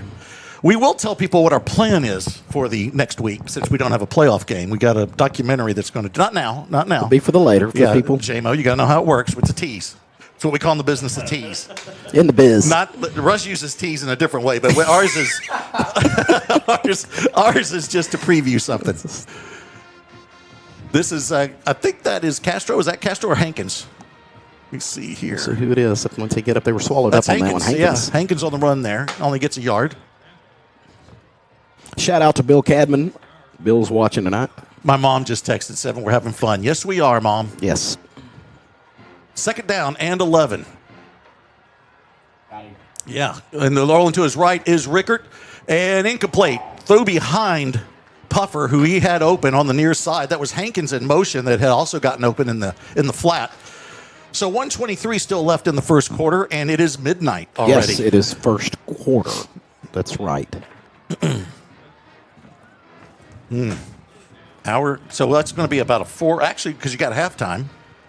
Halftime's about, what, an hour and a half now? Man in motion, that is Wiley. And this is a run here from Hankins. Nothing there. On 3rd and long, tried to surprise North Forney with a quick hitter. They were not fooled, and it's going to set up a 4th and 11 now for the Jackets. Obviously, they're going to go for it here. I think Coach Brooks is just ready to get to the second quarter. Right, I mean, that's all he wants to do. It's just like, let's just run it here. For the first time, a coach is like wanting to run the clock just to get to the second quarter.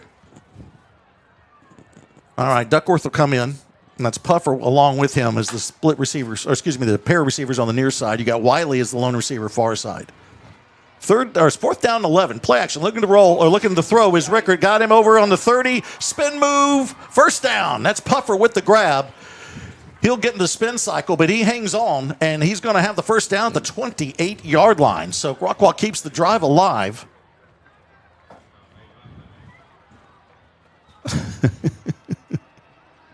Play action. Now he's going to throw. Wide open. Oh, Dropped. man. If y'all don't know what's happening, just hear the guys yell, "Got him," every time. And that was Hankins, I believe, that was on the wheel route. It was. Seems like there's a receiver open every play for Rockwall. Yeah. Several options, man. Okay, here we go. Second down now for Rockwall. 2nd and 10. Got Castro in now. He's going to have a carry. He'll be met right at the line of scrimmage. Ducks, falls forward. It gets to the 26-yard line to set up a 3rd down and 8 for the Jackets, who lead 26-21 in the longest first quarter ever. Castro's first carry of the game. No, he had one on the keeper, on the Wildcat. You're right, because Yeah. they marked that wrong. Yeah. They gave that one a minute ago. They gave that to Rickard. You're right, Okay. I'm sorry. Yeah. That'd be his 2nd carry. All right, clock is running out. There is an injury timeout on the field, but they're going to go ahead and run the clock, and we'll go to the second quarter with your Rockwall Yellowjackets leading North Forney 26-21. Let's take a timeout and remind you that you are watching Rockwall Yellowjackets football on the Rockwall ISD Sports Network.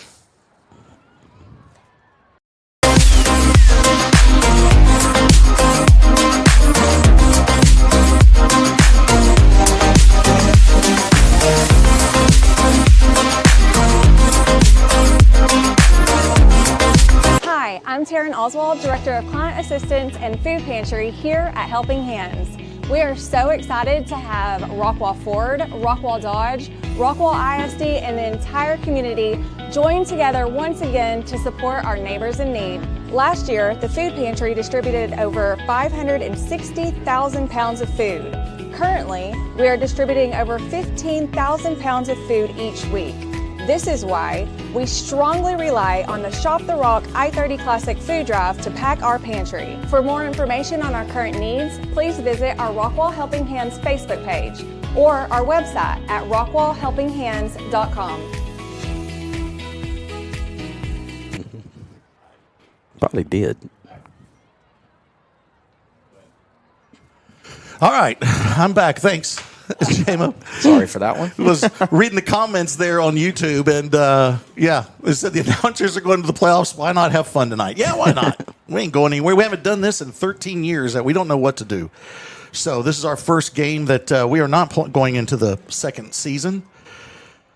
But congratulations to the Heath Hawks and to North Forney and to Forney and to Longview. The Lobos. Mm-hmm. You know what? We have a little bit of time here. Go ahead and pop up the standings if you can, J-Mo, and we'll talk a little bit about what we're playing for here. As if you look at the standings, what this game means is for Heath.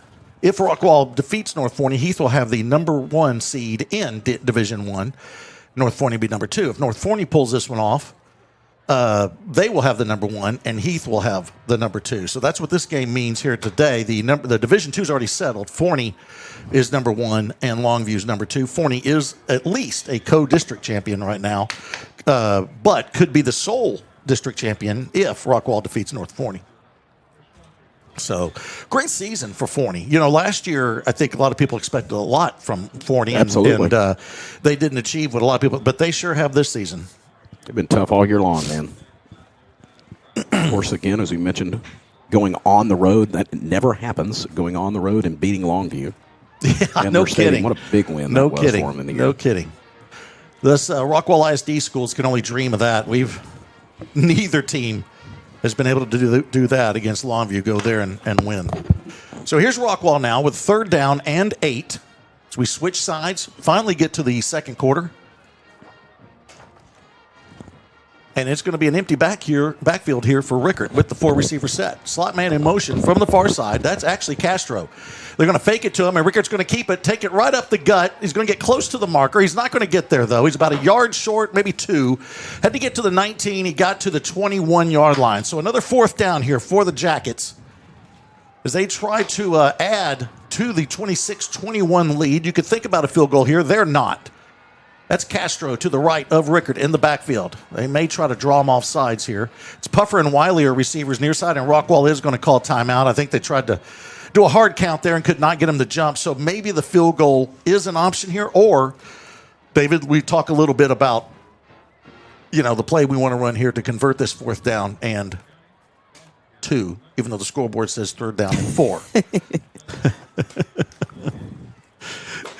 So What are they doing? I don't know what's happening. But, if you're learning over there, that's fine. Yeah. It's all about learning. It's about taking those steps Getting good forward, solid David. training and getting better and ready to go for the next time. No need to have an accurate scoreboard. Well, the middle doesn't work, so, Shout out to our new renter. We got a renter for our house. Who is next door? His name is Mr. Edwards. He goes to Methodist church. Really? And he has the greatest mustache ever. He has like a little one of those Raleigh fingers kind of mustaches. Yeah. It's pretty cool. That's what I'm going for. You are? Are you? No. Right now you look like a motorcycle cop. Yeah. Like a motorcycle cop. All right, here we go. 4th down and 2 for Rockwall. They're going to have the muddle right there, right by the ball. 11:35 left in the second quarter. Rockwall leading by 5. Why did you do a shout-out? Is he watching? Who? Mr. Yeah. Okay. Yeah. Making sure. Stoner in motion. Play action. Now looking to throw is Rickard. He's going to go deep, and it is incomplete. Got it in the hands of the intended receiver. He could not hang on. That was Wiley. And he got it there, but could not hang on, and the ball will be turned over on downs. North Forney will take over.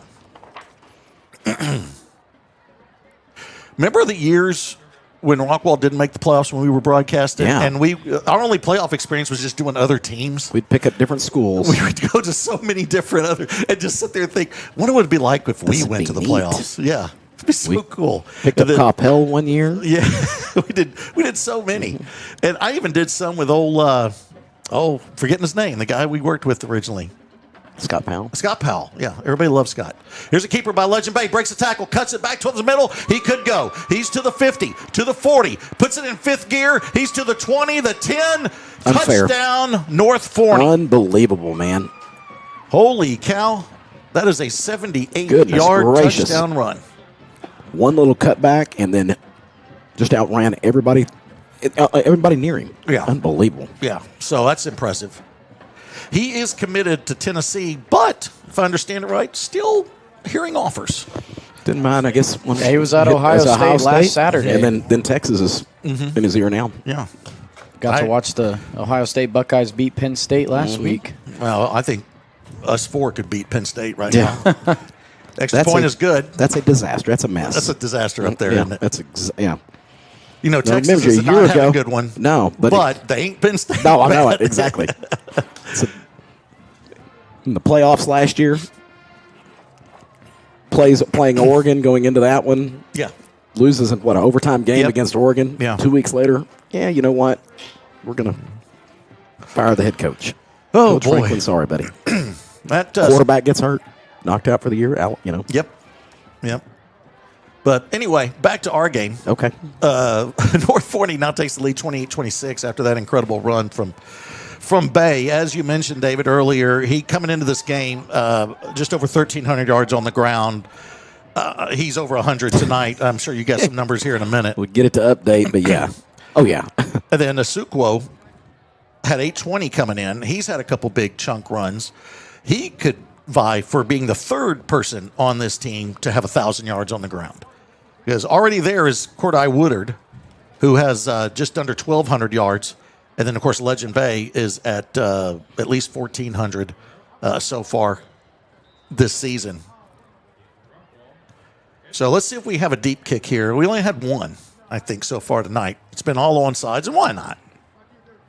Last game for a lot of these kids on the Rockwall side. We'll show the seniors again. We got some photos. Here's the deep kick. And that's going to be Edwards grabbing that one at the 4, looking for room on the near side. Cuts it to the outside. Nice move. Gets to the 25 and be pushed out of bounds at the 28-yard line. Nice return for the Jackets. Set them up there. 11:08 left in the second quarter. Okay, there we go. We're going to pop up some of those seniors right now. I want to congratulate them. Not going to name them off. You can see them there. And we're also going to show you a little bit later the senior cheerleaders and the Stingerettes and the band. And what's happening over here? Everything okay? Everything's falling. Just. And so I want to congratulate all those kids that are seniors, a part of these Friday nights. It's a whole team effort, David, with the band and the cheer and the Stingerettes. And sometimes those trainers don't get the credit they deserve. And they're all very, very important. So, Yep. as you mentioned, Hats off and thank you to each and every one of them. You're part of what makes Friday nights what they are in Texas, and specifically here in Rockwall. Play action. Rickert looks to throw. Going to go down the sideline. Lamb can't bring it in. Boy, had those ribs exposed. He's popped. Goes out of bounds, cannot bring it in. And, yeah, he's already rubbing that chest and saying, Goodness you know gracious. what? Stoner, won't you go on in? Aiden Minger. In Minger's coverage over there. Another impressive kid. And he's impressive because he's got an offer from Texas State. He doesn't have a decision ahead of him. He knows where to go. You think you'd have a conversation with him and let him know he's got it all wrapped up? Right. I'll talk to him. It's no big deal. He already knows. Run right up the gut here for the Jackets. Going to pick up a quick 5. Believe that was Hatcher on the run.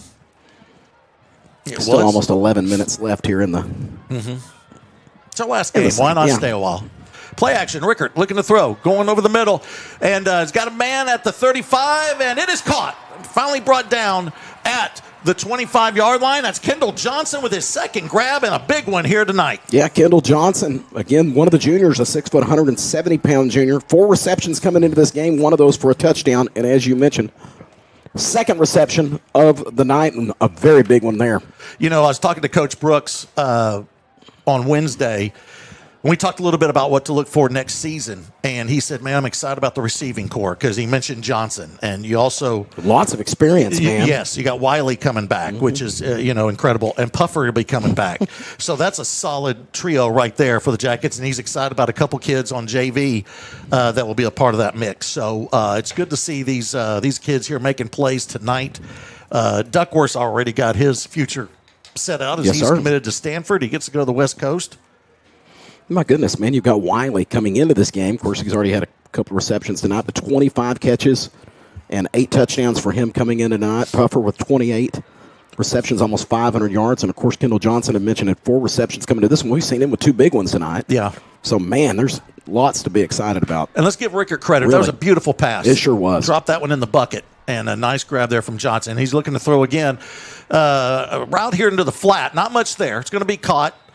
At the 26, they're going to say he got to the 23, and that was Hatcher on the grab. His 7th reception here of the season. Now Castro's going to come in at running back. Lamb back in after taking a shot to the ribs. He's good. He's a big kid. Castro to the right of Rickert. That's Leach in motion from the slot. And now another opportunity here for Rickert. He's going to go route. He's got Wiley. He can't bring it in. Ouch. Oh. Cannot bring that one in. He would have had a score. So that sets up a 3rd down now for the Jackets. 3rd and 10. They have to get to the 12, I'll say the 11-yard line for the first down. And we'll officially call this 3rd and 9. As Hatcher did get a yard on that reception. Castro stays in at running back. Lamb will go to the left here as the H-back. Single receiver near side, 2 receivers far side. They're going to snap it from the near hash. And they're going to give it to Castro as he looks for room. Nothing there. And that defense is going to come in and drag him down right at the line of scrimmage. Man, that is big gracious. Number 90. Yes, it was. That's Kendall Hunter. 6 foot, 275 pounds. What a say he's bigger than that. Yeah. That's crazy. Yeah. Yeah. Apparently, when he got weighed here, he was on Weight Watchers for the roster. There ain't no way he weighs 275. No. Just been his little summer weight, you know. His bikini weight. Yeah, his bikini Play action weight. now. Rickert looks to throw, rolling right. Got a blocker in front of him, so he has time. Now he's going to go over the middle. Incomplete. Had a man in the back of the end zone, and he could not bring it in. So Rockwall will turn it over on downs. Receiver's injured on that one as he comes off the field, trying to see who that is. Looks like it's a shoulder. He landed pretty hard on that turf, trying to reach out and grab that one. So Rockwall does not get a score on this drive. And they give the ball right back over to North Forney, who has the lead, 28-26, with 9:16 left in the second quarter.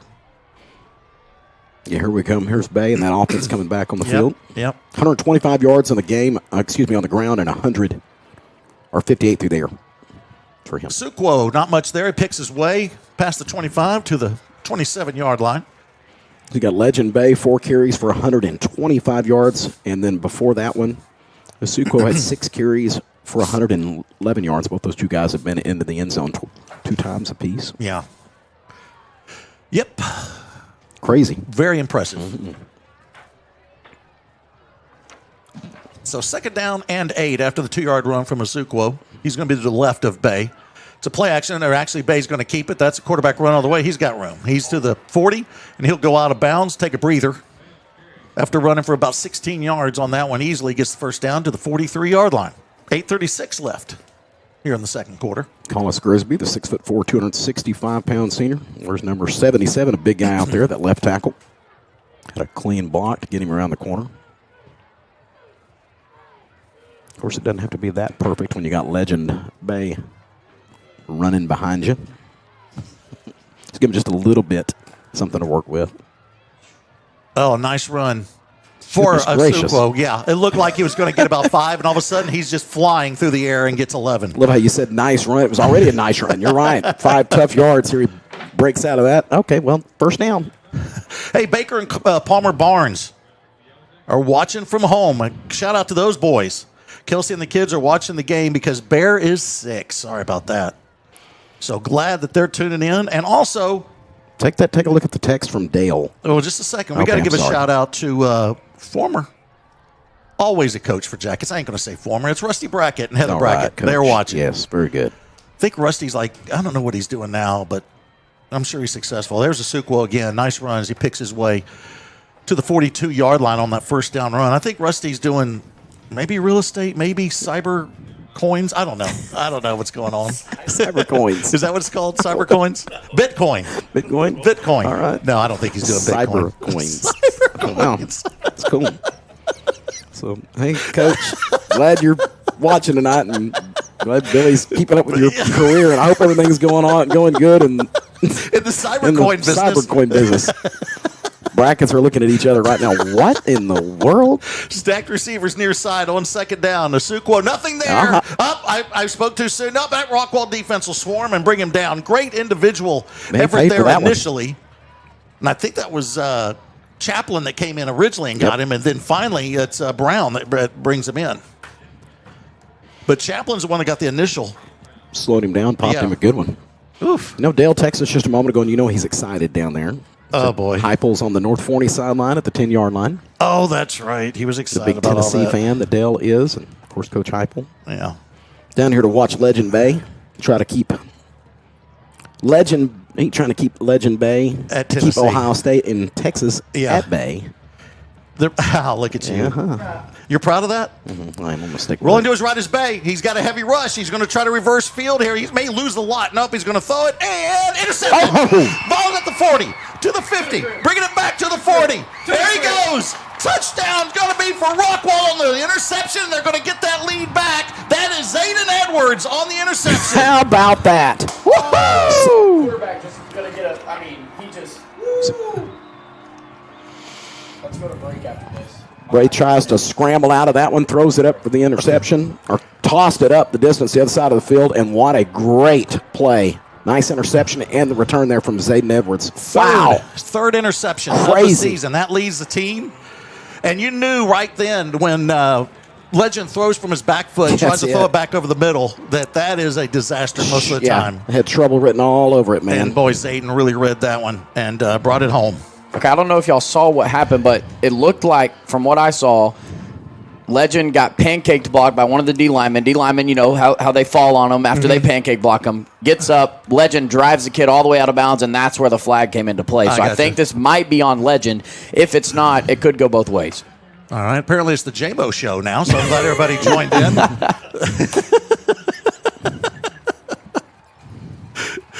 David, me and you can go get a drink. Hop on out there and get you a snack. Coke. Yeah, get a snack. We got some stuff out there in the press box. Check it out there, Russ, and see if there's anything that we can get to eat. Yeah, see? Jet's even offering to bring us in here. Yeah.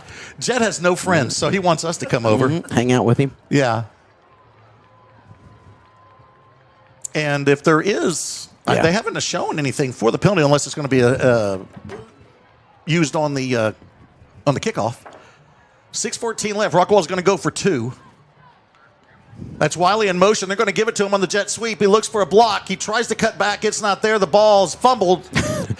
But the defender goes out of bounds with it. So second time that Rockwall does not convert the two-point conversion. But they do have the lead, 32-28, with 6:14 left here in the second quarter. I was ordered to go to a break, and so let's go ahead and take.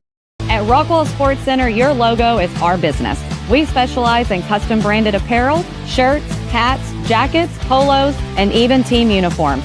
Whether you need custom gear for your corporate outing, staff retreats, company parties, or just new staff wear, we've got you covered. We can use your design or help you design a new one. We offer high quality customer service and always put our customers and their satisfaction first. Contact us today and let us show you how Rockwall Sports Center can have you looking your best. Shop an exceptional selection of new pre-owned and certified pre-owned vehicles at Rockwall Ford, the home of rock-bottom pricing. With hundreds of new vehicles, we're sure to have the right one for you. And when your vehicle needs to be serviced, schedule your appointment online with our master certified technicians. Your next Ford is waiting for you at Rockwall Ford. Log online for your rock-bottom deals. Just click, print, and buy. Shop the Rock today. I-30 exit 205. RockwallFord.com. All right, welcome back to the JMO Show. As Rockwall is going to kick off because of that penalty from the North Forney 45. I'm betting everything it's an onside. Here it goes. Good bounce. It's high. Rockwall's a shot. Nope, it's taken and brought down by the... that was thrower. Yeah, that was a good hop. That was thrower. You're right. And he makes the At grab. the highest point, he goes up to grab it. Right. Well, that was a good bounce, so Yeah, that's what you want. You're right. Shouldn't a guy named Bryson Thrower be the quarterback? Yeah, they need to do the throwing rather than the catching. than the catching. I mean, if he's Bryson Catcher. That'd be different, right? Yeah. And there's the dad joke for the day. Everybody excited about that? For all your Cybercoin needs, we encourage you to reach out, call Coach Brackett. Right? All your Cybercoin needs. Coach Brackett is there for you. Coach, we're going to... Oh, man. Didn't know that's what you did, but we're going to turn your Cybercoin business into... It's going to help you. Yeah. Stacked receivers. Unbelievable future. We're going to show the power of this broadcast. Bay looking to throw. He's got a man on the go route. It is caught. Oh, my word. Oh, my goodness. What a grab. That's Thrower. We were just joking around about him. He can catch. Puts it right back into our face. Catch. Wow. Talked about whether he should be a thrower or a I catcher. Think he should be a catcher. He's a pretty good catcher. Holy cow. Wow. Goodness gracious. Are we going to score 100 points in the first half? Pretty darn good coverage over there on him. Oh, Guy was on top of him. Looked like it was going to be a fight for the ball there for a minute. North Forney just comes in and kicks extra points. We keep trying for two-point conversions. It's crazy. We could be tied. But with 6:03 left, extra point is good. Oh, my goodness. It is 35-32. And basically halfway through the second quarter. We can take another break if y'all want to. No, I got a big shout out here. All right. My daughter, Berkeley Quinton, has finished her clinicals, nursing school. Congratulations to She both is- of you, Dad. Yeah, we're very excited, very Berkeley. proud of her. And so can't wait to see what the future has for her. Now it's just getting a job and getting her off our payroll. But, the important part. If only we knew somebody in the nursing industry that maybe could reach out. Is Russ Childers' daughter, Yeah. Abby, is having a great career as a nurse. Maybe Abby could just take her to lunch or something and maybe get her a job. Introduce her to some folks. Yeah, all right. I don't want to put any pressure on Abby, but if you're listening, Abby, no. What do you think the chances are that Abby's tuned into this Rockwall versus North Forney broadcast tonight? Huh? I think it's very good. Hey, look here.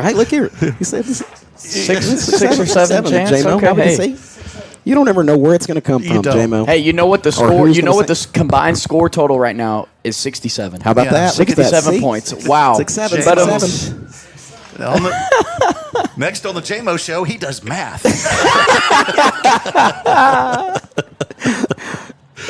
Oh man! I felt like Mike. Who's the referee and analyst that comes in on the kind of explains everything. Do you know how minimal no you hear? idea what you're talking about. Do you know how minimal you hear that guy anyway? Here's Edwards on the return for Rockwall. He'll get a hit at the 15, fall forward to the 17-yard line. Rockwall will have it there to start this next drive with 5:56 left in the second quarter. Yes. Or we'll come to you on the quarter. rules. Is that you talking about the rules guy? Yeah, yeah, We'll come back to you on the rules. I mean, what he was talking yeah, about. I don't know, either that or like the. Here's our head referee from New York tuning in, watching it on his What was that iPad. called? And he's See, that'd going to be a explain perfect it to spot us. for Rayco, man. That would be a good You know spot what I mean? for If Rick, we but he just- would never give the broadcast back. No, he he would wouldn't. be explaining Well- the flag forever. JMO's not doing that either. That's true. You know what I JMO mean? just takes on his own. You know, when Trevor takes over, it's going to be a good professional Yeah. broadcast. It's a different level of calm in the booth. Yeah. All Trevor does is eat fudge and get sick. All right, we got three receivers set, and his wide receiver screen to Wiley. He's got the block, got a man to Bess, and he'll bring him down. The 26-yard line. Tried to give him the dead leg there, and he got the first down, though, on the 10-yard reception. Why is Jed over here now? I don't know. There's a big hoopla going on. Jed's got the cowboy hat on I tonight. know. I'm not sure what's happening there. He's the bad guy, too, with the Oh, black. the And the black boots on. man. There's Hankins looking for room on the right side. Nothing there. Fifth carry of the night for Hankins. Second down and 10 for Rockwall. They're down 3 now, 35-32. Got a good one going here, folks. It's one of those things when you look at Rockwall's season and the little things that made a difference this year and where they're at right now. Play action. Rickert got a man wide open near side. That's Lamb. He's got it in the flat. He's to the 30, to the 40. Does a hurdle, lands it, and gets over the 45 to the 47-yard line. Everybody's excited. That's cool. Happy senior Yeah. day to Jet Lamb. What'd you do on senior day, Dad? I hurdled the guy. Hurdled the dude. Quick to the line. Play action. Rickert looking to throw again. Out route interference. Come on, man. Get him the flag, He was guys. wearing him. That was intended for Wiley. No flag. Second down.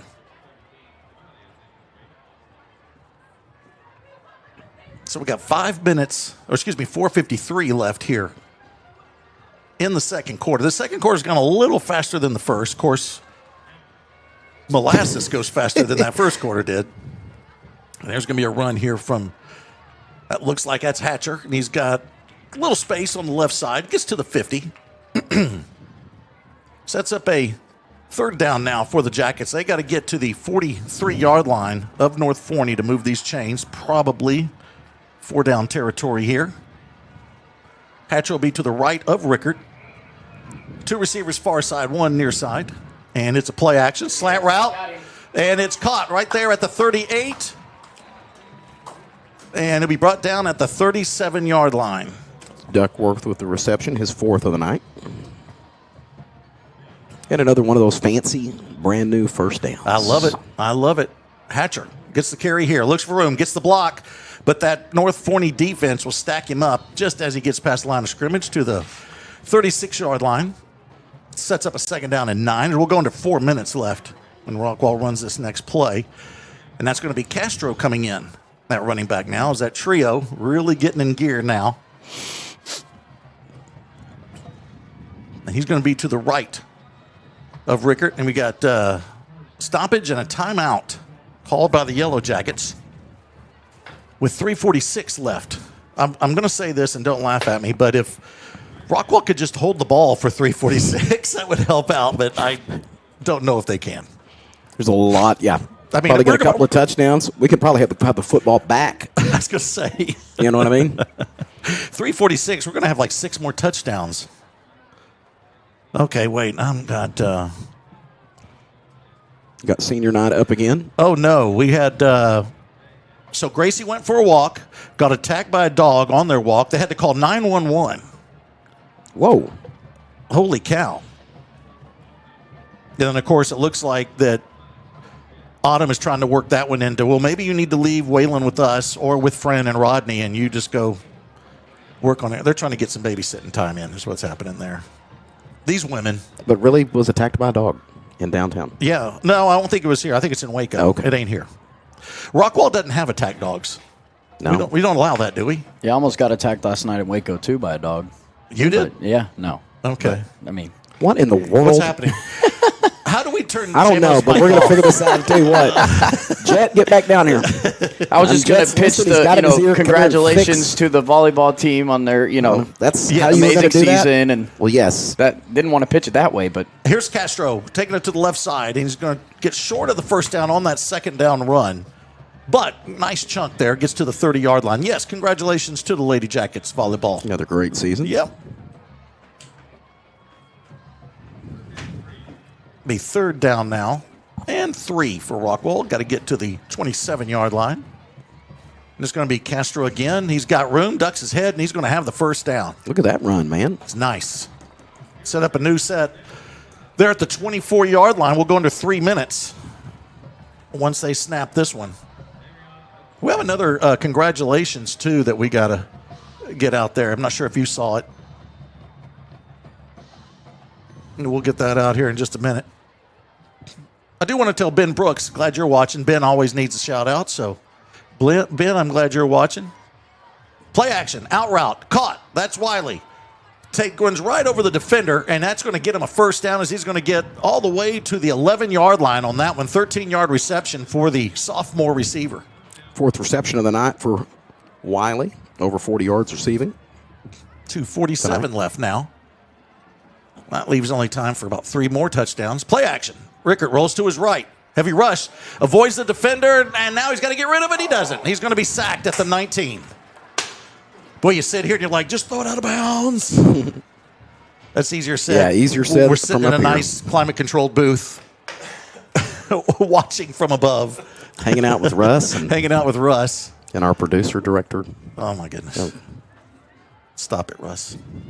You know, I officed with him for 10 years.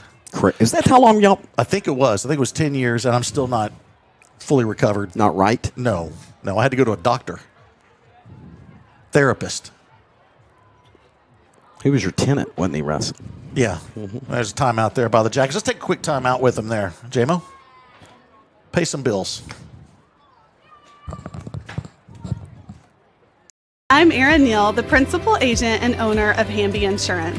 I am passionate about serving the local community and the surrounding areas. My goal is to take the hassle out of buying insurance. I want to educate you on what you're buying and help you make an informed decision. Whether it's personal or commercial insurance, my team and I will be here every step of the way to make sure you are getting the satisfaction you need and the coverage you deserve. My promise to you is that we will never hard sell you insurance, use slick sales techniques, or pressure you into making a decision that you're not comfortable with. Call us today at 972-285-0381 to find the best coverage to fit your need. My commitment is to give you unparalleled service, and remember, Hamby helps.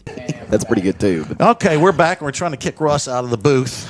No, we want him to stay now. Now he's telling good stories. Telling lies. Lizzie? Yeah. E-lies.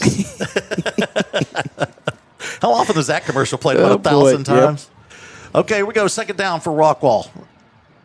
Now it's going to be a reverse near side. Actually, it's a throwback. After the reverse, they're going to get it to Rickert, and he's not going to get much. Maybe back to the line of scrimmage. Nobody's going to say he loses a yard. That was Duckworth throwing it back to him. Duckworth has more passes tonight. Maybe only Rickert has more passes than Duckworth. He's already thrown a couple. So now it's a third down and about 11 for Rockwall. They got to get to the 12. Clock is running. 1:33 and counting left. Actually, I take that back. They got to get all the way down to the 2. I was looking at the first marker there. They had lost yards. I forgot about that. So 3rd and 20 officially here for Rockwall. Maybe get this thing into some field goal range if you don't get the touchdown. Rickert's going to throw for the big enchilada, and he's got Riley at the 5. He keeps pushing ahead. He is close to the marker, maybe a yard short as he gets to the 3-yard line. And it's going to be 4th down and about 2. What an impressive catch, man. It's one of those ones you talk about knowing he's going to get hit. Yep. So you've said before. And Rickert's going to used to always tell you, you're going to get hit. Might as well catch a football. Exactly. Wiley between those two defenders had to go up and get it.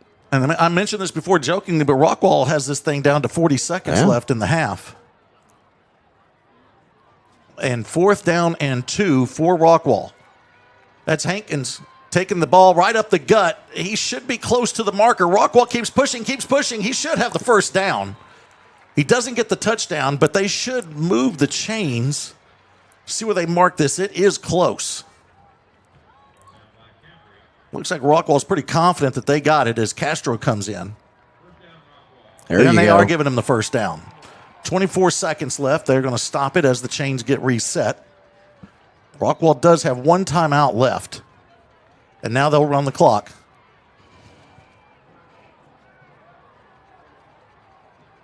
And the clock's running, but the officials are not allowing them to snap it. Now, I don't know if it was the substitution thing. Yeah.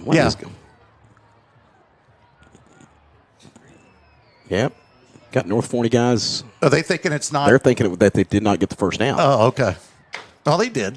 You got Coach Brooks out here talking. It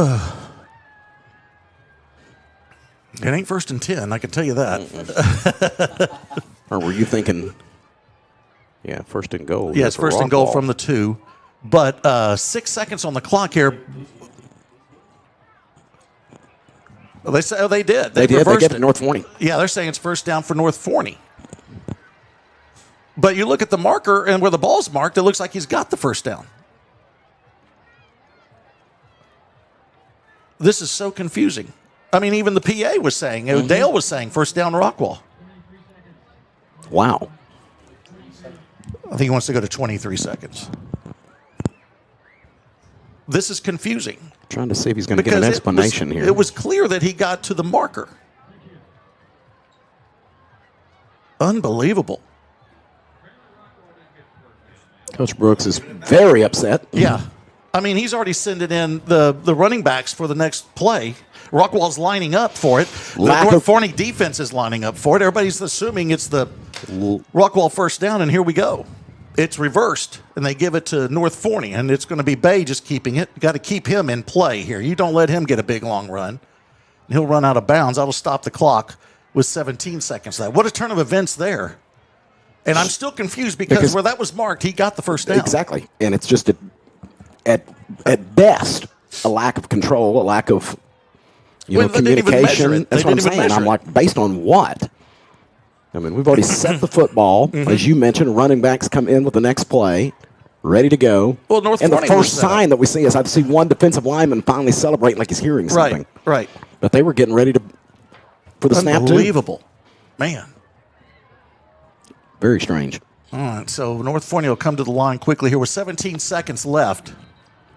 And now we got a timeout from North Forney. Holy cow. Boy, that'll just take the air out of you right there. Brooks is still barking. Well, I would be too. I know it. There comes the ref finally coming over here. What in the world? I mean, I could see it if it was clearly he didn't get there or whatever. But if it looked like clearly he got it, and that they don't even measure, that they're just like, no, we're going to turn it around. To do a complete 180. Yeah.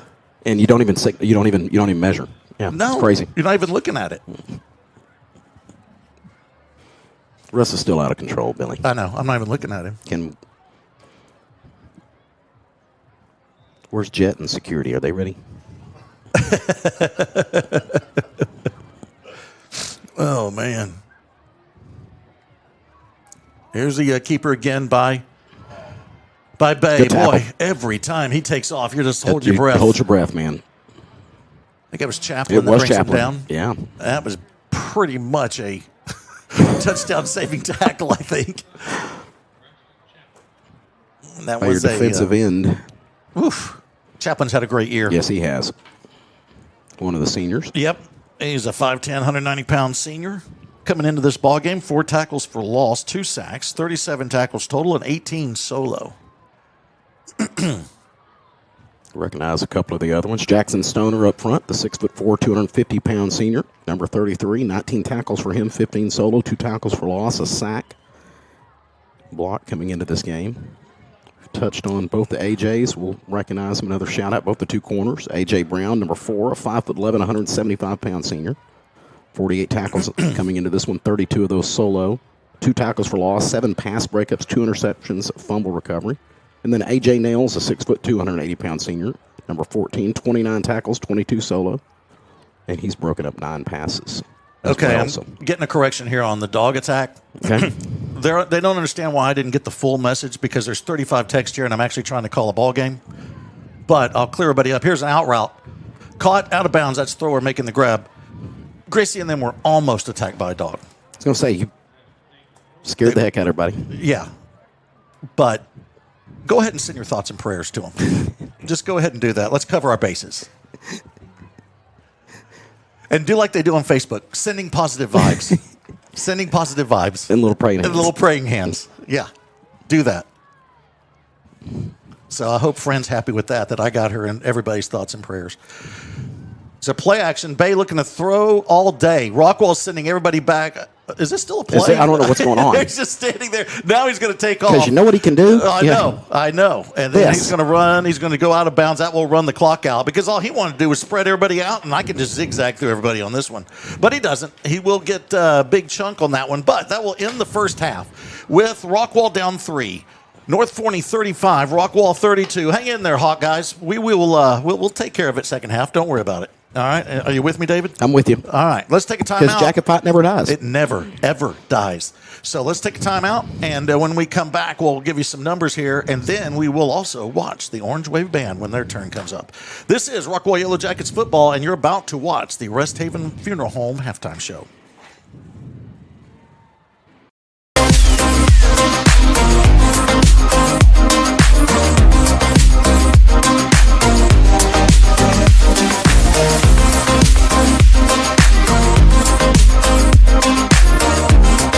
Hi, I'm Taryn Oswald, Director of Client Assistance and Food Pantry here at Helping Hands.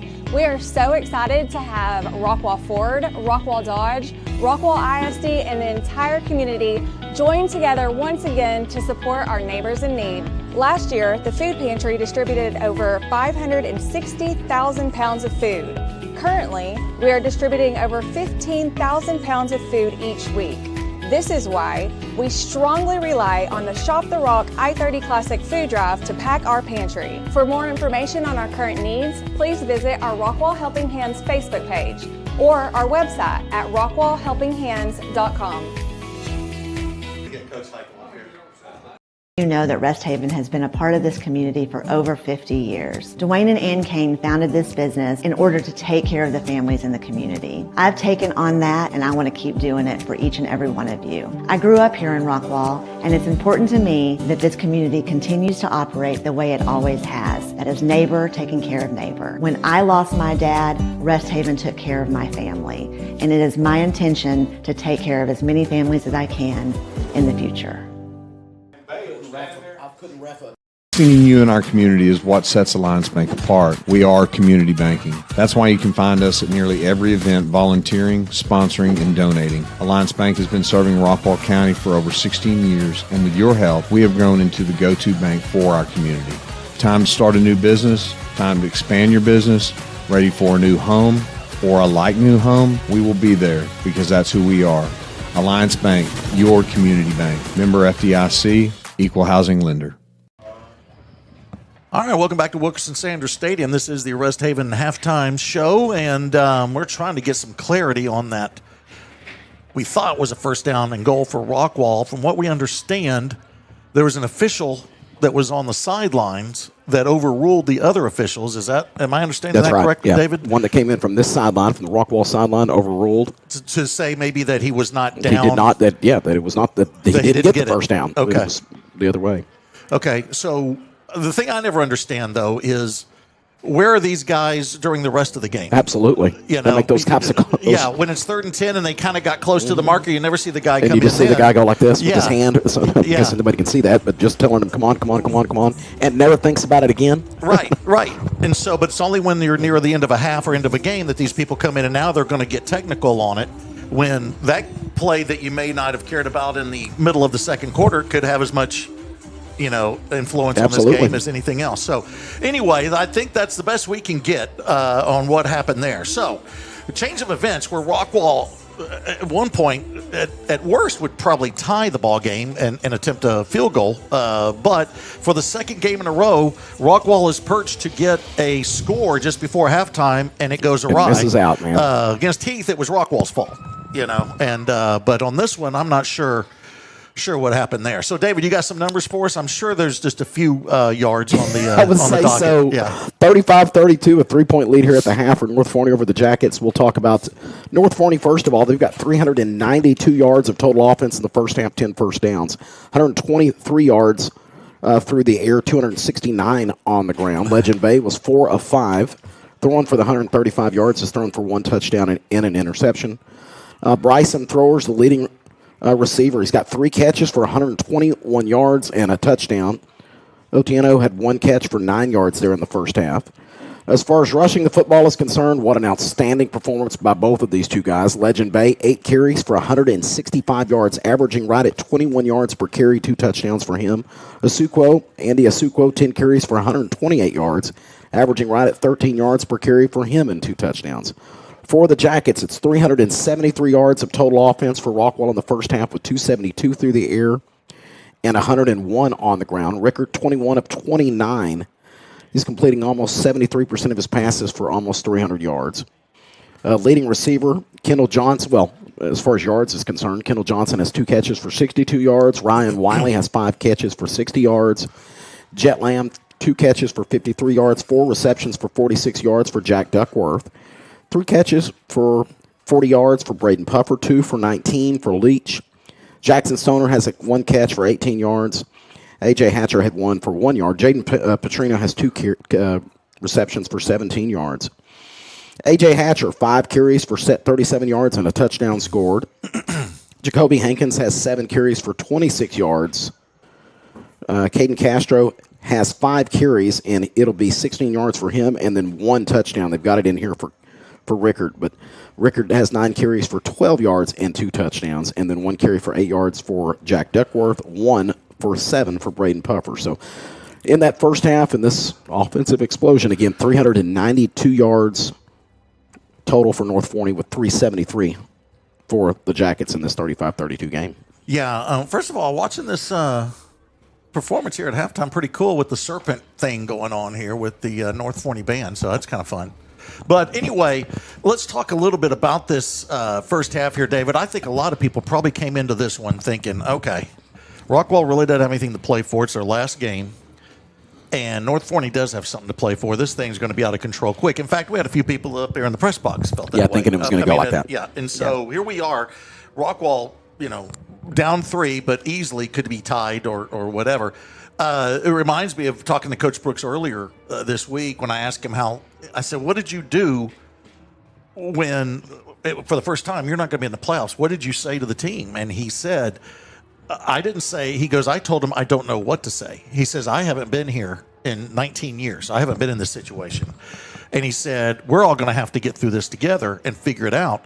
He said, but the positive thing was all week, this has been maybe the best week of practice we've had. And I know that you talk to coaches all the time, and when you talk to these coaches, you can never tell. A great week of practice, they always think, great week of practice, we're going to be great in the game, and it doesn't work that way. Yeah. Or a bad week of practice, and all of a sudden they light They it have up a in game the that's a game out of control game. So I think coaches a lot of times, just don't know what to make of it. But clearly here, that good week of practice has been transferred to the field here, and I think Rockwall's playing really well against a team that's playing for a lot. And, I think of 2 things come into play with that. Number one, overall, pride. There's no question about that. You're at home. It's, again, last game of the season for these seniors, last game of their career. Mm-hmm. Bad taste in their mouth. Why not go out, and have an outstanding game your last night here at Wilkerson Sanders. And then, again, we can go back through this. You find yourself here for a reason. There's no question about that. Yeah. But you go back, but, dude, this is a team that lost by 8 points to the number 4 team in the state earlier in Lake Travis and led late into that ball game. Mm-hmm. Ended up with a 7-point loss to Louisville, 28-21, and a back-and-forth game. Right. As far as, they tied it up, 2 times throughout that ball game. And then, of course, let's not forget about the fact when on the road beat North Crowley, like they did, the 2-point, win over North Crowley, and then up 22-0 over Forney, end up in a 1-point loss to that. So, again, what my point being there, you got a combination of pride, and then you also know you're good. You know that it's a very talented group of guys that, the season's not going to end up being what you thought and what you wanted it to be. But you know what that capacity or the capability was. And So they had that. You got that desire, you got that pride thing, and then you got the ability to do it. Come on here and mix it up with these guys. And it's been that kind of a fight in the first half. Well, and you nailed it there, because that's one thing he also said is he reminded the team, you're a good team. Yeah. Don't forget that you're a very good football Absolutely. team. Just because we don't get in the playoffs, we knew this going into the season that two good teams would not get in.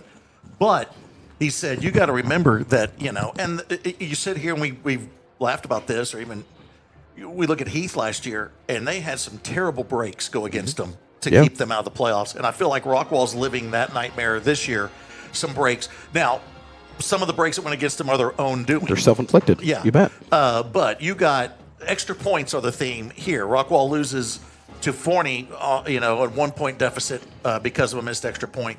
And then even when you go to the North Forney Longview game last week, when it looked like Rockwall would be fighting for a playoff spot tonight, and they missed an extra point when Longview ties it. And you just sit here going back to, man, how many bad breaks can you get? But then you look around, a lot of folks get bad breaks. They do, it ain't just us. And you can't get guilty. That's why they all talk about how important the three phases of the game are, Right. how important they are, and every bit of that on the special teams. And we tend to forget the breaks that go for us that gives us wins. Good point. And stuff. Very good point. We always act like those were earned. Those were the given. Those were the. But when you get a bad break, that's what you remember. Oh, man. And so, and in the long run, they will even out. But that's something that you're going to think about.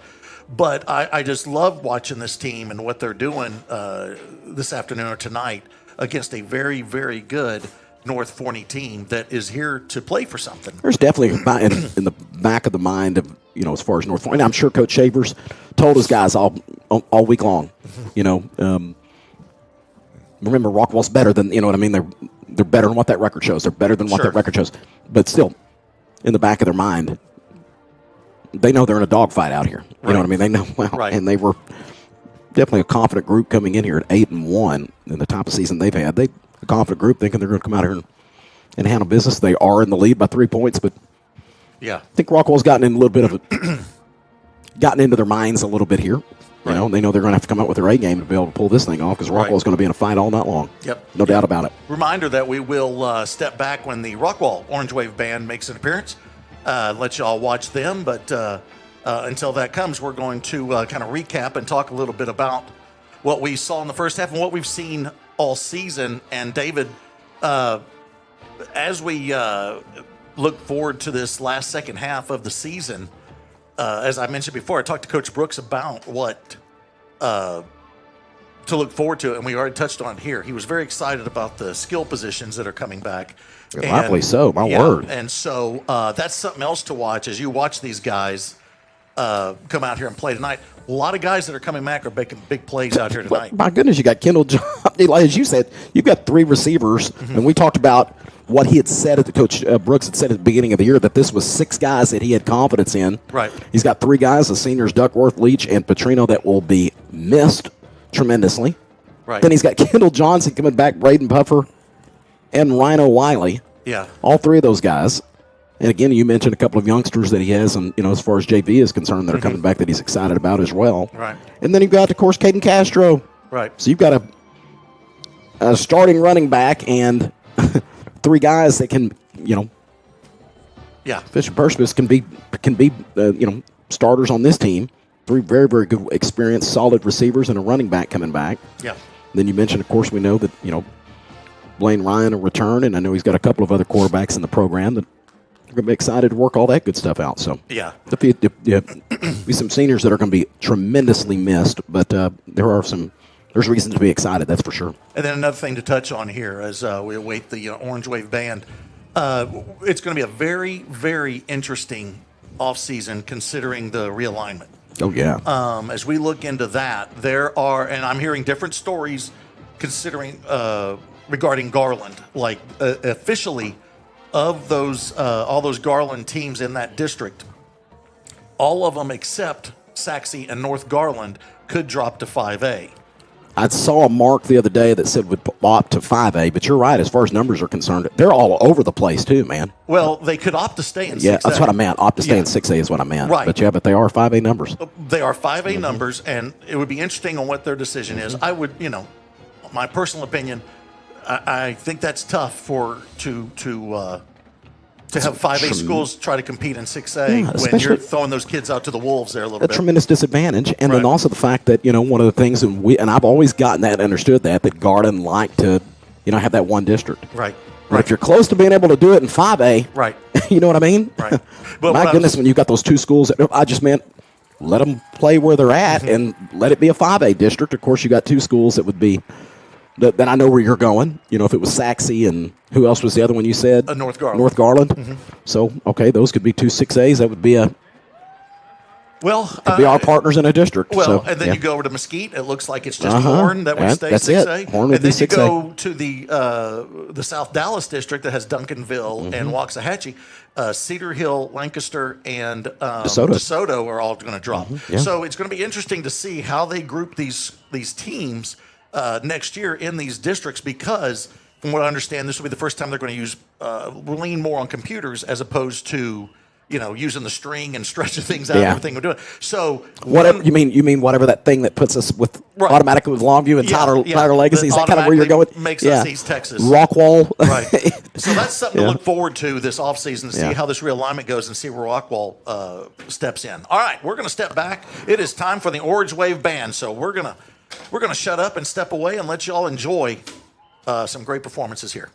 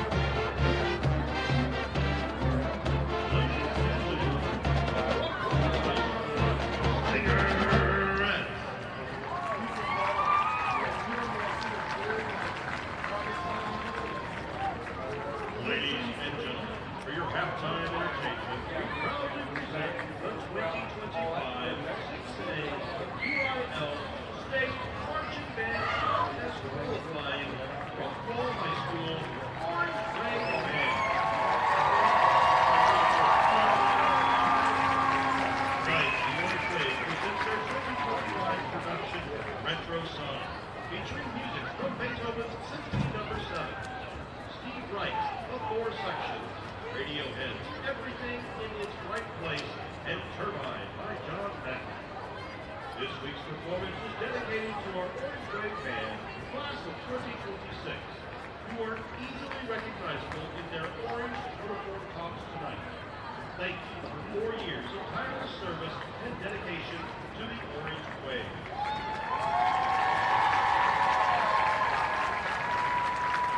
Ladies and gentlemen, the Rockwall High School Orange Band.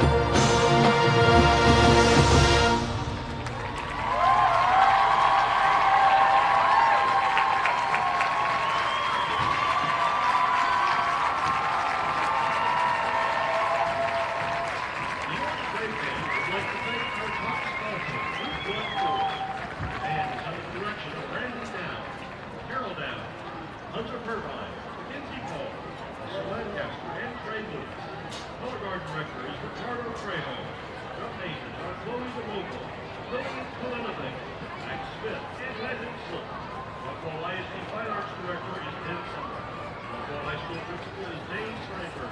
Rockwall ISD Superintendent of Schools is Dr. John Villarreal. Ladies and gentlemen, the Rockwall High School Mary.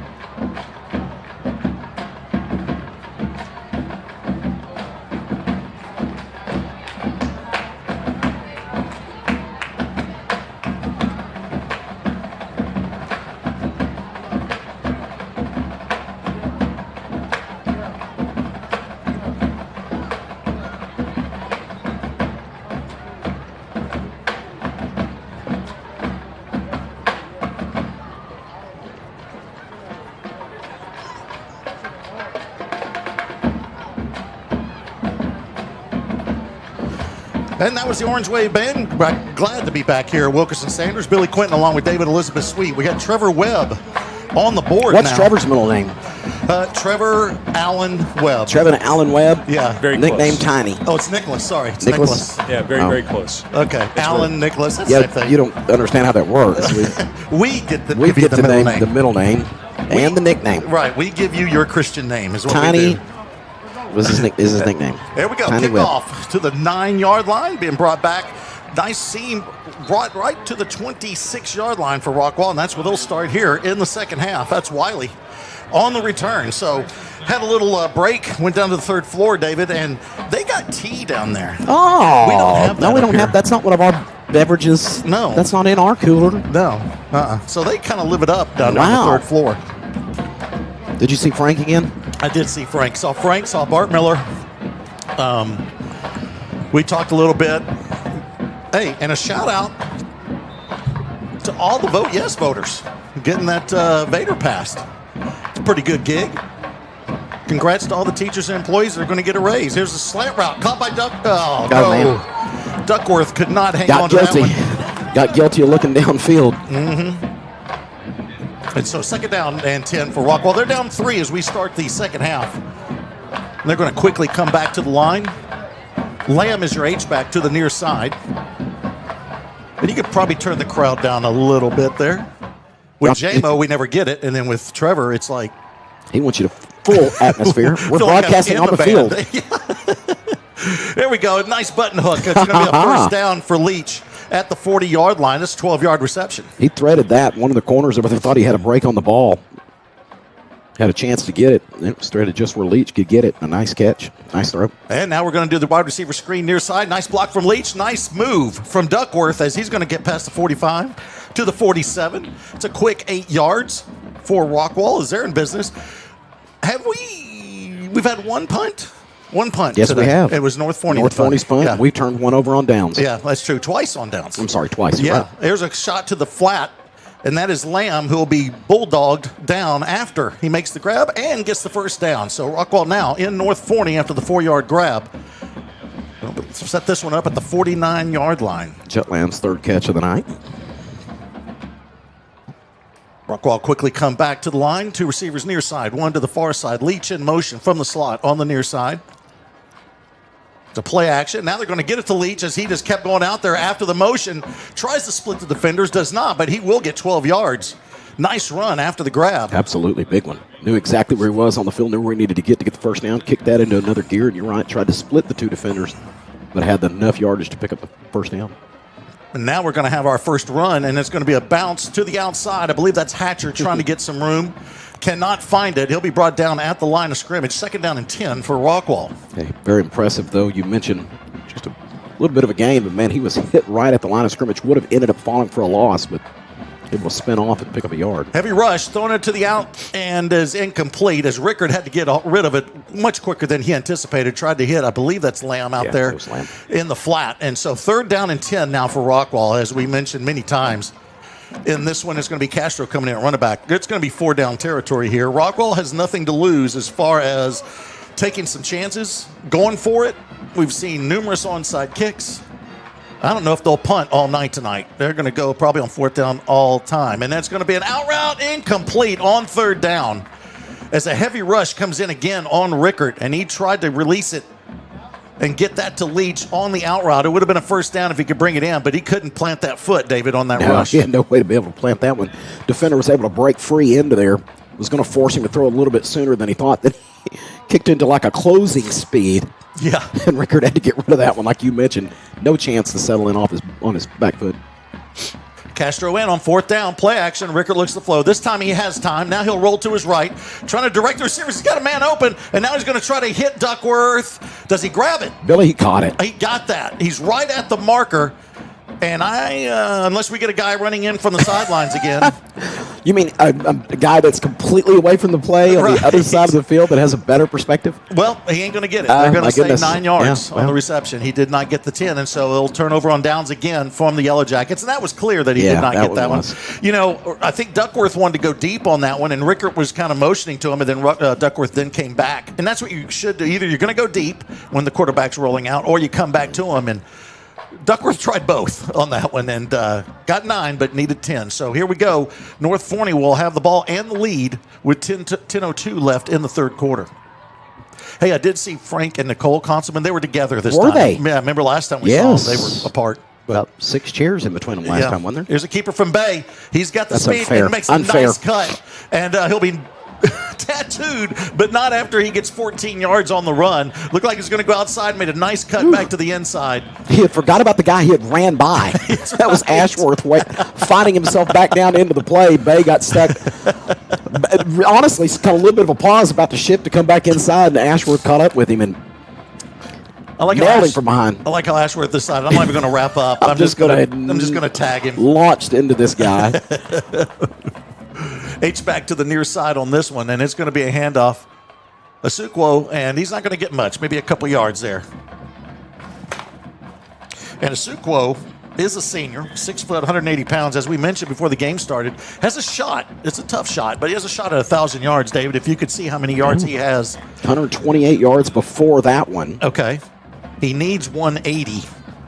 There's a chance, man. Yeah, he needs 180 to go over 1,000 yards. Going to have one receiver to the far side, 2 to the near side here for North Forney on 2nd down and 9. They got to get to the Rockwall 48 to be a chain mover. Bay has time. He's going to go over the middle. Has a man open, and it's overthrown. Trying to hit Otieno, who is the Wake Forest commit, and just missed him. Boy, he got open, though, David. Yeah, he did. He was behind the secondary. Hey, did you get your free Whataburger cup? I got one. No. Would you stop by the Whataburger tent out there with the, was it, Mr. Whataburger or the Whataburger? Did you see him out there, the Whataburger man? I didn't see a Mr. Whataburger. I didn't know there was Whataburger one. Character in the parking lot. Did you see that, Trevor, when you got here? I did. It was the Whataburglar, I think. Oh, there you go. 3rd down and 8. Rolling to his left is Bay. And he's going to throw wide open over the middle, down the seam. Caught to the 5, brought down finally at the 2-yard line. Big play here for North Forney. Now, I think it's Fleming with the grab. No, it's Vaughn. That's Vaughn. Yeah, that's wow. Clay Vaughn. Only his 15th reception on the year. 5'8", 175-pound senior. A.J. Brown with the tackle. What a guy. He's a what a guy. What a guy. There we go. He's See? the what a guy. Yeah. We need to have our AD come and correct us on that. Got us straight. What did you call him? I called him What a man. You called him Mr. Whataburger. You called him Whataburglar. Billy had no idea what we're talking about, so he didn't get to sit here and make fun of what in the world. I just got a free cup. That's all I know. Here, I formation here. Going under center is Bay. Handoff Asukwo, and he's going to have the touchdown. Breaks a tackle in the backfield. What a drive, man. Goes right in, and there. Third touchdown of the night for him. Yeah, it's your 40 burger already here for North Forney, as they're going to have 41 pending the extra point. I like how our athletic director has a lot on his plate, but his biggest problem right now is they've got to get the Whataburger mascot. They've got to get him called the right. Yeah. Yes. And to talk to Trevor, the Hamburglar is McDonald's. Yes. That's McDonald's. Are you aware of, and again, we ask, and I'm going to ask you that question here in a moment. Were you listening in the first half? No. Okay, so we're going to quiz you with our officials here in a moment, right. okay? Yeah, you got to have the officials ready to go. Yeah. But did you know who the Hamburglar is? You know what Billy was talking about? He's Whataburger's mascot. No, he's not. Yeah, McDonald's. It's the Hamburglar, but it's Whataburger, right? Yeah. No, it's no. Whataburger. Why does Trevor. he ask a question and answer I don't know. himself? We're about to mute Trevor's mute. Okay, tell here him we here's go. the officials. All right, I here's want you the to officials, you tell me Trevor. who these people are. Walt Garrison is the referee. Head linesman Calvin Hill. Line judge is Dwayne Thomas. Umpire Scott Laidlaw. Back judge is Doug Perkins, and then the field judge is Robert Newhouse. Do you know who those guys are? I have no idea. Oh my gosh! How old are we? There we go, buddy. The AD kicking in. Yep. Yeah, our AD once again knows. Those are all former Cowboy running backs, big time running backs. Oh, you know what? I had no idea. I was just like, oh yeah, the referees and line judge. Yeah. Well, no, they're doing a good job tonight. They've moved on in their careers. This is you can't be a running back forever. Yeah, I don't know. Well, I was that's just over. like, wow, I guess these must be like good friends with And they love the game of football. So Oh, makes David, sense. how old are we? That's what I'm telling you. I distinctly remember watching all of them. Dwayne Thomas scored a touchdown in Super Bowl VI. When we say things like Super Bowl VI, Oh my gosh! Do you know how old they think we are? All right, here's the kickoff. Going to be taken at the 20-yard line. I believe that was Edwards. Actually, that's Wiley. Wiley, yeah. Making the grab on that one. And a nice one it is. He had to run in and take it off the turf, and he'll be brought down at the 26-yard line. I'm enjoying some lovely tea from the third floor. It's a nice option. Yeah. It's pure leaf. It's unsweetened, no sugar. I'm trying to watch my figure. Are you? Yeah. Hey, how about a shout out real quick to the Wits, Cliff, Kristen, and Kylie watching from the house. They're having some apple dumpling cake that Kylie made and vanilla bluebell ice cream. That sounds good, doesn't it? It does. It does. Appreciate you watching all the time. Remember when you used to hit IHOP after the games? You hated it. Yes. And I got mad. You would get mad. Make me angry. Not as angry as Brian Williams would make you. Just make me very angry at him. Hankins. Yeah, Hankins on the run there. Rockwall's looking now at a 2nd down and 8. Is that on sweet tea to offset the cannolis and cheesecake they brought? Wow. Wow, Billy. I know. He called you out. Yeah, he did. Good job, Trevor. Turn on his microphone just for that. Out route caught. Beautiful grab. Just shy of the 50-yard line. That's Johnson's third catch of the ball game. There you and go. Maybe his best. Of course, we talked about how excited we are. Kendall Johnson being a junior. He'll be back next year. Excited about his future, just like Coach was. 4 receptions coming into this game on the season, and 3 tonight, as you just mentioned, Billy. 4. Yeah. Wow. Got another one down How on the cool is screen. this? Yep, and he's going to get 8 yards on that one. Getting a little preview of 2026. Yeah. Talked about exciting with, Ryan Wiley. Yep. And Braden Puffer. Yep, they're all in right Kendall now. Johnson. This is cool, man. That's your receiver set right now. And this is going to be Hankins. Nice move as he'll cut to the left. Thought he had that one, but he does get the first down. Needed 2, got 4. That's what they'd say about Walt Garrison. I remember Don Meredith talked about it. He said, if you need 2 yards, you hand to Walt Garrison, he'll get you 2 yards. If you need 6 yards, you hand to Walt Garrison, he'll get you 2 yards. That's great. Play action. Rickert looking to throw. Man in the flat. Wide open. Caught at the 37 and all the way down to the 21-yard line. That's Stoner making another grab.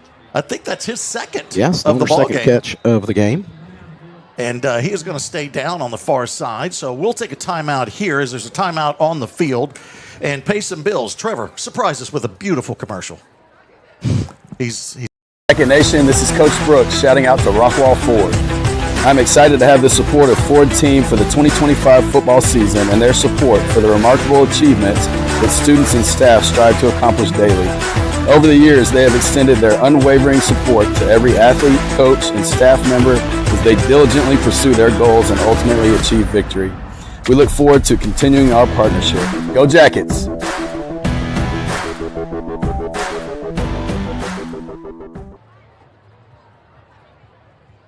Investing in you and our community is what sets Alliance Bank apart. We are community banking. That's why you can find us at nearly every event volunteering, sponsoring, and donating. Alliance Bank has been serving Rockwall County for over 16 years, and with your help.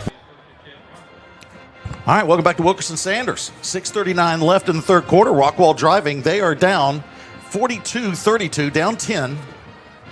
With Castro in motion from the near side, and they're going to throw an out route again here, trying to hit Lamb.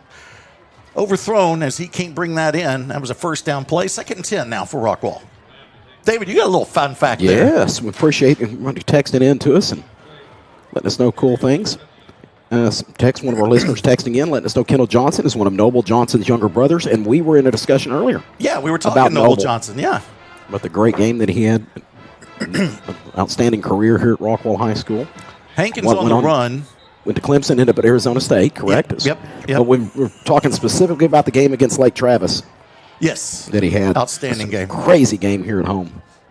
All right. It was Hankins on the run. They look like a fumble, but they're saying he was down. So that'll set up a third down now for Rockwall. 3rd and 7. And they're going to hand it off to Hankins again. He waits for the block, and it's not there. As the penetration from the North Forney defense is going to bring him down behind the line. Now, you're down 10. Do you consider the field goal here?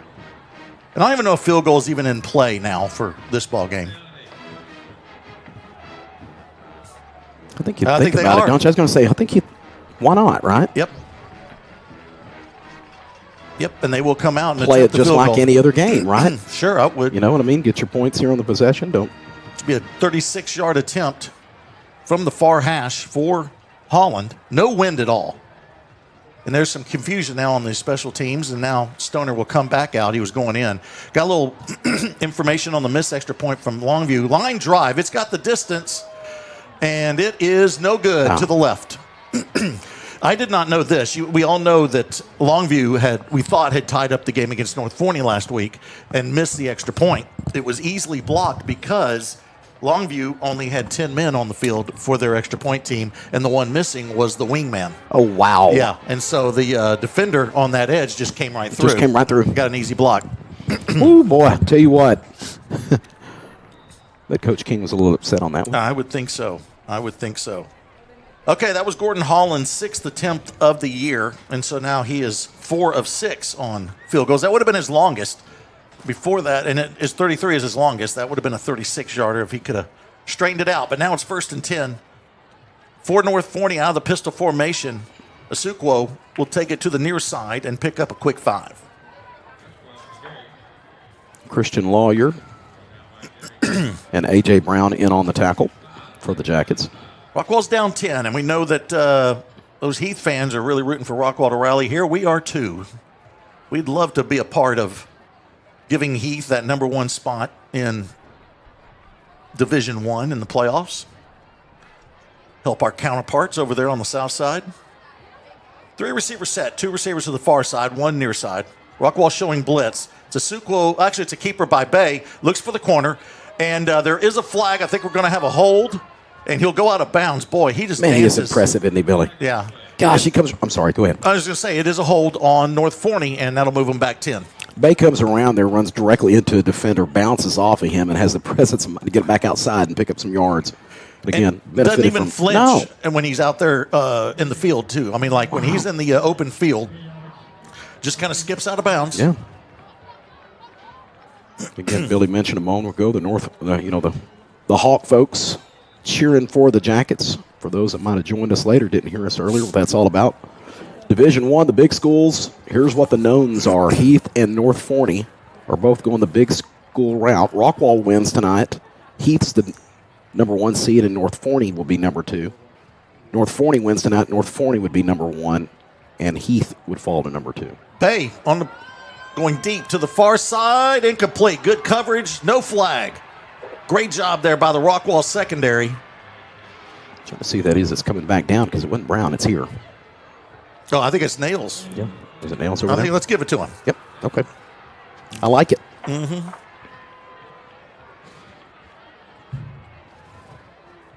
Yeah, I believe it is.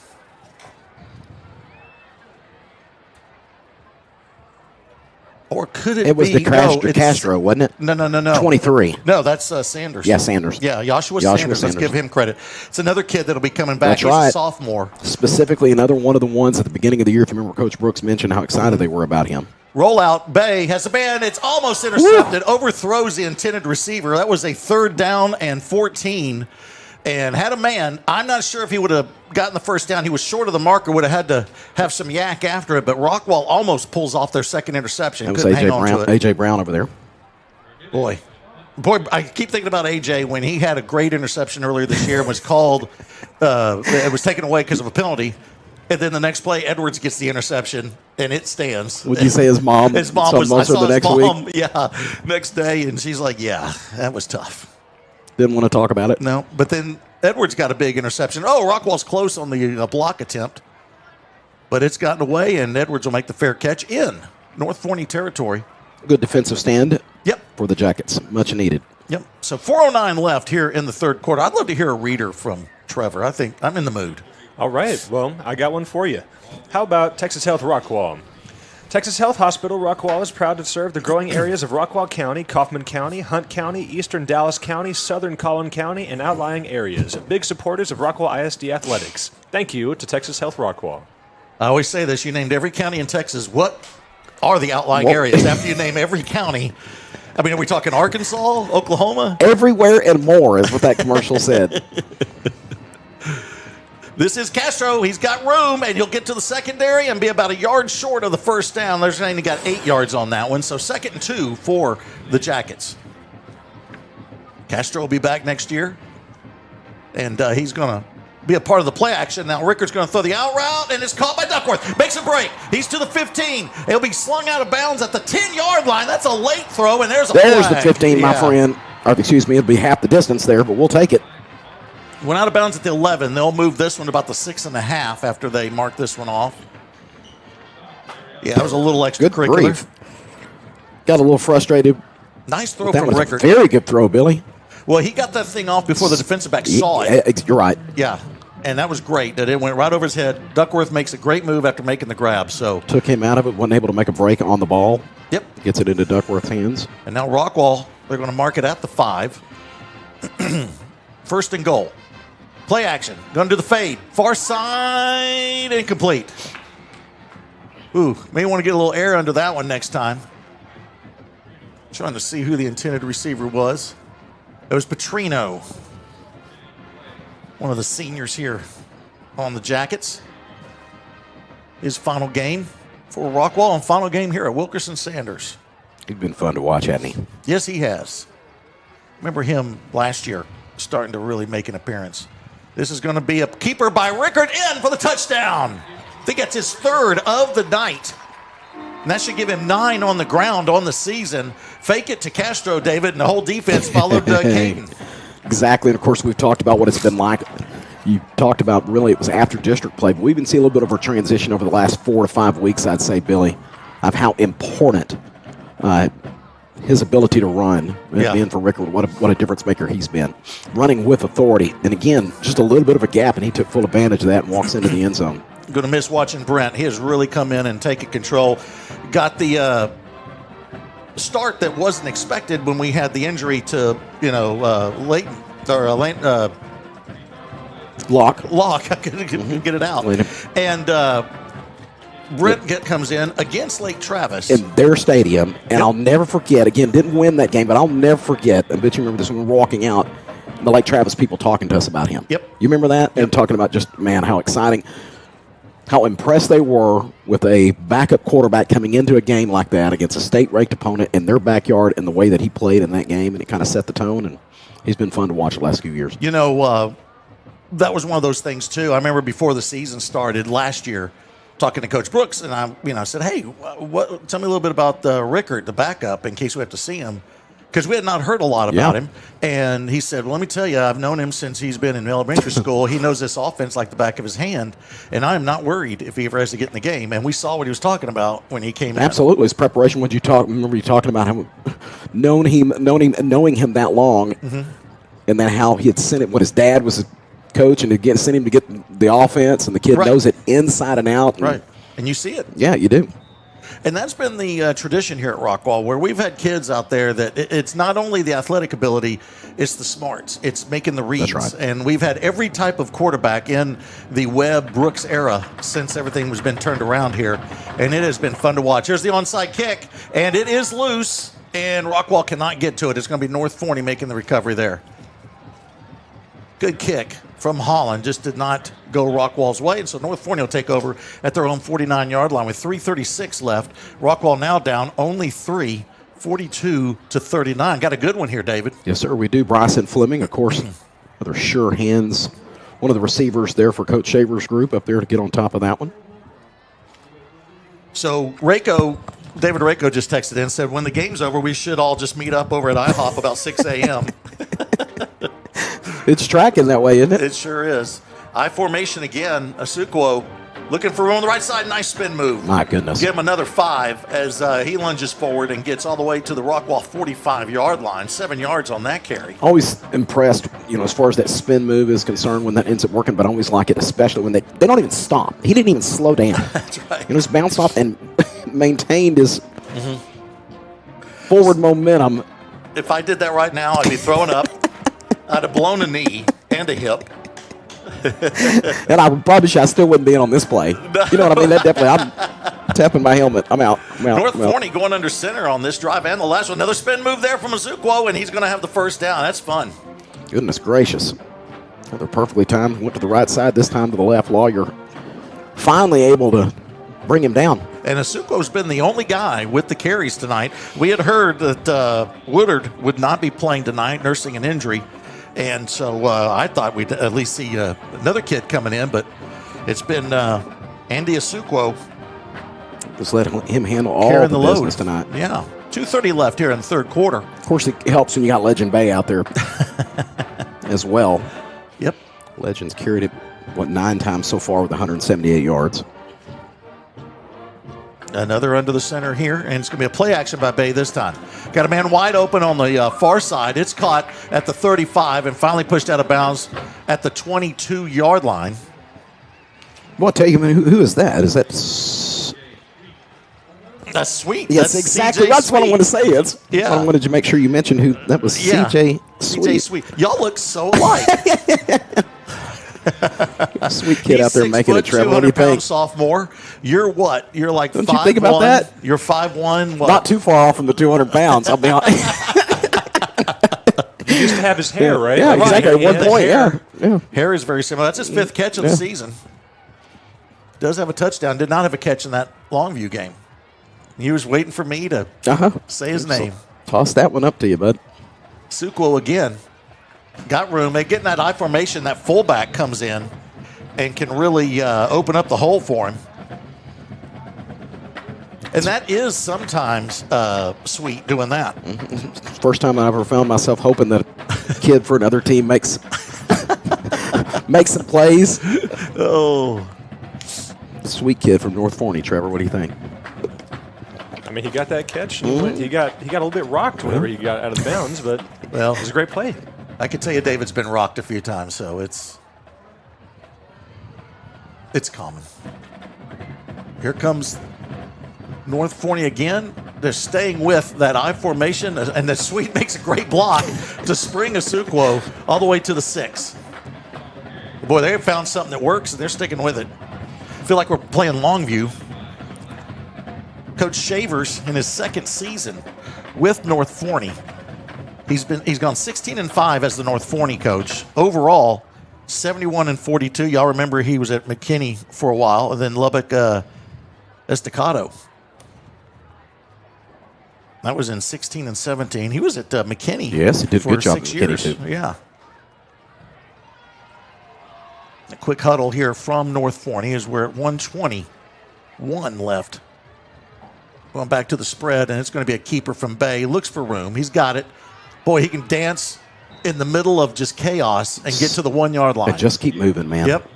Got a text in from now Coach Jax Johnson. Used to be a receiver for the Jackets. His mom, Ronna, texted in and said, we were bragging a moment ago about the smarts, the history of the quarterback. She said, we've also had a lot of receivers with the smarts, too. Oh, good point. Yes, Good Mom. point. Yes, we do agree 100%. Yeah. Absolutely. Do we put Jax in that category? Jax is one of the coaches. I love that. Yeah, isn't that cool? Yeah, it's very cool. Kids that have been very successful in the program go off and continue playing and complete college and come back and join the staff. That's neat. And there's Bay with the keeper. That not a mystery that was coming. And Bay will scamper into the end zone. And, looks like North Forney will try to work back to that 10-point lead. I'm sorry, his third touchdown of the night, too. Mm-hmm. So 6 touchdowns between Bay and Asuka. 3 apiece, right? Yeah. And I'm going to go here. Me and Tally talk about this during baseball season a lot. Is Jax one of the better names we've had? I love that name, Jax. Yeah, that's J-A-X. cool. Mm-hmm. I think it's up there. It's one of them. It is. I've always liked that. Now, nothing will compare. Extra point is good to Torpedo Wilson at Mesquite. That was the greatest name It's one ever. of your favorites. I love Torpedo Now, Wilson. I'll tell you what, but the quarterback at Duncanville this year. Oh, yeah. The great. I'm trying to remember the young man's name. We'll figure it out. Yep. We'll look it up. Yeah. I'm going to find it. Yeah, go find it. Shout out to my wife, Autumn. PSA, that's for those of y'all that don't know, it's a public service announcement. Yes, sir. And I'm awake, and it's 9:58. You have to understand, this It's is a late super night. late. Yeah. She comes in. I was going to say, does she know what's going on around her? She must be in a daze right now. She's probably eating my Lucky Charms. Mm-hmm. As she did a few weeks ago. She sent a It's one of my picture. favorite pictures sent to us this year. I am a Lucky Charms guy. I dig it. You didn't have any left when you got home. Nope, I didn't. She ate them and then flaunted it. Mm-hmm. Let us know. Maximus the Great Denson, There you go. the quarterback for the Panthers. Read today that he hadn't played didn't play last week, didn't play this week. They're not sure about his status Oh, really? for next week. So Well, if he's anything like Maximus from the Gladiator, you got to go out there and play injured. Maximus had the, remember Commodus stabbed him while they were, facing each other. yeah, Wasn't it Commodus that was the emperor on that one? I can't remember. he turned on his. Did you see him turn on it? I thought he was about to say something. Yeah, I probably said something wrong, and Trevor can't wait to get in here. And He's correct ready to me. get you. I just want you guys on edge. Dan, That's Ashworth, I think, making it that was. go. All right, what do you got to say, Trevor?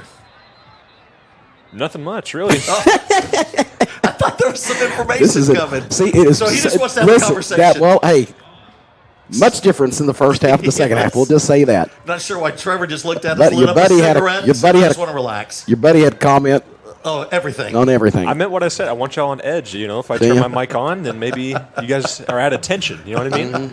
Yeah, Oh, man. this one's against us. Yep. So I'm going to move it back, and Rockwall's line of scrimmage will be the 12. I like this text. Mm-hmm. It says, of course, Bill and Ann Morton are here with a record of never missing a game. Ah, Never. That's true. And let's throw in baseball and basketball, too. Because Always I know at paying baseball, attention, they're man. always texting in, so they're all in. Here's Rickard looking to throw, going to roll to his right. Now he may tuck it and run. He will.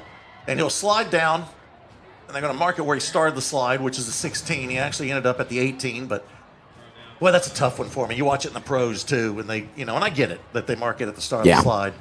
But it always seems like, I don't know if he started there. There's a play action, wide receiver screen. That's Johnson. He's been busy tonight.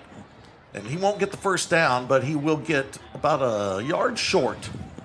Got to get to the 22, get these chains moving. Rockwall down 10, 49-39. I predicted a win for Rockwall today on our text thread of 70-0. That's off the table. Man, you're just That's a off little the bit table. off. You know what I mean? Yeah.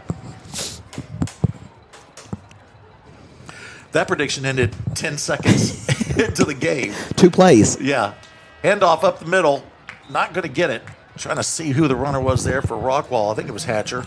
So we're going to go to the fourth now. Yeah, going to go to the fourth, and Rockwall's going to be looking at a fourth in about a yard to convert deep in their own territory. So let's see what Rockwall decides to do here. Let's take a timeout. Oh, no, I forgot. I'm glad that Trevor reminded us. We got the field goal. That's right. Attempt. For the donuts. For the donuts. Isn't it like a year of donuts? We don't know who the contestant is. There's 2 of them out there. Maybe that's just a buddy. Oh, come on, come on. Go, go, go.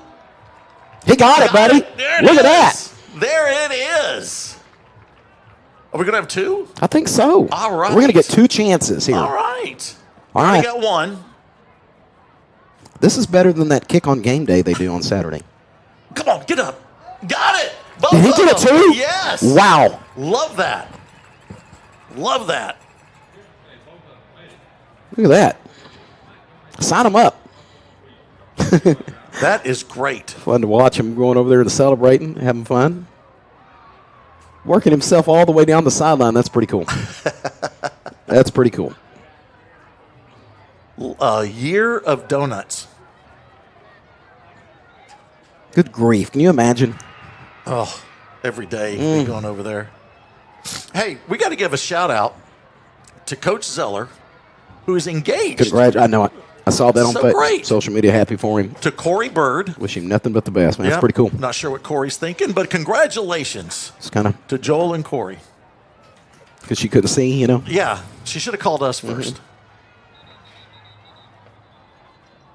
We got a timeout, North Forney, just before they were trying to get that one underway. It's a big defensive stand here for North Forney. You let Rockwall continue this drive. I wish they're going to stay in this thing. Wish we could get J-Mo to look across. You talked about it at the halftime. Look at the snake across the way, next to the stand over here by the stands. Okay. The snake head. Oh, yeah. Remember from the band? Yeah. You see that, Trevor? Look at that. That's cool. Just standing over there. Yeah. You can see his fangs. Remember when we did a game? Who was the game? And their mascot was a snake. Toller. Remember the They were the Rattlers. Yeah, the Rattlers. And the snake had legs. Yes, and it ran around, and we just didn't know how that worked. Look at this! Look at that! There it is. Look at that head of that snake. Oh, it's so look at his great. fangs. I love that. No, Toller had the snake with legs, and we decided that must have been the snake before Adam and Eve. before they sinned in the garden. Yeah, before Eve ate the apple, and then because after that the legs are gone. That's it. Yeah, And he had to be a serpent on the ground. Yeah, so that was a pre-Eve apple mascot, which is very specific. Yeah. I forgot about that. Toller. This is the head of a serpent. Yeah. Sitting over there That's with his right. fangs. I love those fangs. He can't even shut his mouth. No. Well, those fangs are on hinges, though, Yes. right? Yes. Yeah. I've watched enough Mutual Omaha Wild Kingdom, And I guess they put the rest of his body up. But I guess. Well, on the band performance, you saw the body there. Yeah. It was more like a sea serpent. I like how they just put the head over there. just sitting over in this. It's got a special place out there in the. Somebody has to bring over the snakehead trailer to get that back home. All right, here we go. 4th down and 2. Rockwall needs to get to the 22. Keep this going. This is the first play of the 4th quarter. They're going to quickly come to the line out of the muddle, and they're going to go under center now. They're going to go into the spread. That's Hatcher to the left of Rickert. Trips to the near side. Rickert looking to throw. He's going to go deep, looking for Johnson, and that is out of range. I don't even know if Johnson saw it. It didn't look like he saw it. I don't think so. Because he didn't even try to go towards it near the sideline. So ball goes over on downs. I think that's the 4th time tonight that Rockwall's turned it over on downs. And North Forney in great field position at the 20, already up 10, 49-39. But hang in there, Heath.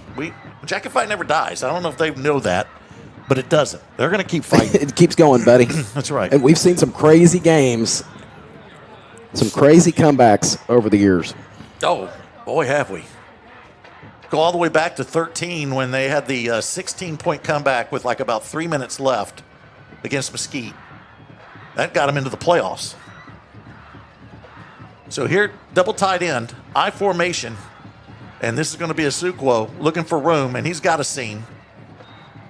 He's going to pick up quick 5 there, set up a second 5 now as the clock is running early here in the 4th quarter. Our final quarter of the 2025 season for the Rockwall Yellowjackets. We don't know what to do. We do have a documentary coming out about what to do, what we've decided we may do. We'll show that in a minute. So you got it ready to go. Get it ready. Because we're already getting late, and I know people are tuning in saying we're 60 minutes. Well, it's coming. So they need to be aware of what the rest of the night's going to be like. Right. Washington trying to get to his position on the right. Here comes Bay rolling to his left. Incomplete. Good coverage by the Jackets in the back of the end zone. So it sets up a 3rd and 5 now. Excuse me. Did you ever see the video? You know, Cowboys now have got Quinnen Williams. Mm-hmm. The video of him sneezing. It's one of my favorites of all times. He sneezes, he says, bless you, and then thank you. Did you see it, Trevor? Yeah, it's one of my favorites. Man, and no hesitation to go. He's in the middle of an interview and goes right back into it. He never closed. Like, I don't know if you in that video, he never closed his mouth. He's like, bless me. And then goes right back into one of my the favorites. Interviews. I love it. And can't wait to see him making plays. 3rd and 5. It's going to be Asukwo looking for room. He's got the block from Sweet, and he's got the touchdown. All because of Sweet. Yep, that's a sweet block, and that's going to be a 17-point lead if the extra point's good here for North Forney as they're trying to pull away. But we got some moves on our side. Yes, sir, we do. We'll get some points. Don't worry. Asukwo's 4th touchdown of the night. Man. Oh, how many yards does he have? We're kind of watching for his 1,000-yard. So he had 158 before that one. Of course, that one. He needed 180, right? Yes, sir. That one was, I think, about 15. Yeah, let's see. Or 10, maybe 10. 10, I think, right? Yeah. Extra point's good. Okay, I know a lot of you are tuning in expecting to see 60 minutes. You will see it in its entirety along with Murder, She Wrote. Those of you on the West Coast will see everything at its regular time. But we do have the documentary, No Playoffs, No Problem, where me and Sweet, next week, we're going to go watch Dale chain smoke while he gambles at Choctaw. That's our playoff coverage. That's what we're going to do. That's what we're going to do. Go watch the first week of the postseason. Dale's going to just put together a bunch of lung darts. And he's just going to light one from the other cigarette, just keep it going. I'm just trying to look over the top of your shoulder to see Greg Priest's reaction to when that registers. He's not noticing. No, he is. He's looking. A slow look to your right. Okay. As long as he doesn't write down notes, you know what I mean? Yeah. Hey, I've said this many times. I haven't been paid yet. I can do whatever I want. I'm not officially employed. Oh, my goodness. And by the way, we are officially RSD employees. I know. So you've got lunchroom duty next week. I don't know if you knew that. Yeah. You've got I got the lunchroom email duty. assignment. You got lunchroom duty for the C and D lunches. Okay. All right. What time are C and D, Billy? Do you remember? I do remember. I know I had the A lunch one year, and I'm not kidding. It was like at 10:30 lunch. It's not often that you just have your breakfast and then lunch is now. Lunch is then. I remember thinking, I'm having lunch at 10:30. But you did that assignment. Yeah, I did. And that's Edwards going to get hit right at the 19-yard line. So now Rockwall will take over. Down 17, got to put together a few drives. Throw in a few onside kicks. Let's go win this thing. Can do it, though. Let's go. There's Yeah. enough time left here. And I would go, here's what I would do for lunch. You Okay. know Coach Bridges. Yes, sir. I just saw Miss Bridges. Shout out to Alicia. Oh, was she in the press box? No, she was downstairs before I came in. Oh. Before the game. So I'd go eat lunch with Michelle Morris and Heather Letlow and Steve Bridges and Tim Watson. Every lunch. We'll get to it here after this. This was every lunch, every day. You talk about routines. People have got routines. Petrino in motion. Rolling left is Rickards. Got an out route, and that is caught. Nice grab. Good job. At the 32-yard line, and that's Leach making the grab. Rockwell's going to get in that NASCAR offense and get to the line quickly as Leach stayed in bounds. And they're going to go with the three-receiver set, and this is going to be a play-action out route. That one gets out of bounds. Nice grab by Petrino again. So I go eat lunch. Michelle always had a salad where she broke up Cheez-Its into her salad. I always had a can of SpaghettiOs. I just ate out of the can. Letlow had a bunch of things. Fran Webb would join us, too, and Fran, it was something different every time. Here's a keeper by Rickard. He's got room, and he's going to have the first down. Buddy. Yeah, he's got the first down, end up with 10 yards on that carry. But Steve Bridges, every time, would never sit down. He would stand and eat a green apple. That's all he did. And then blow his nose at the end. That was lunch every time. Play action. Rickert looking to throw. Nothing there. Going to roll to his right. He's got space in front of him. He's going to underthrow it, trying to hit the outside receiver who was open there right at the marker. That was Petrino over there. That's been his third in a row. Slipped out of his hands. But, yeah, I remember that distinctly. That was your pattern. At that was 10:30? About 10:30 was 10:30 lunch. That was Monday one through year was Friday. 10:30, yeah. And then one year lunch came in the middle of a class. You would do half the class, then go to lunch, come back and finish class. That was always good because the kids are really, really into it after lunch.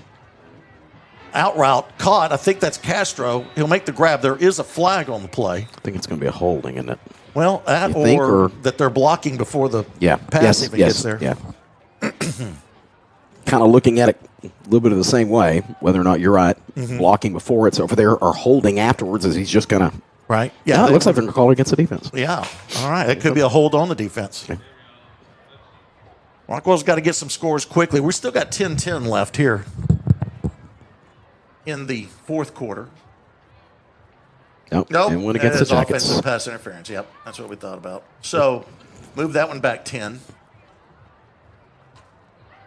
Really thought Walt Garrison would help us out a little bit more. Surprised to see him make that call. But He's a Louisville guy. yeah, it's true.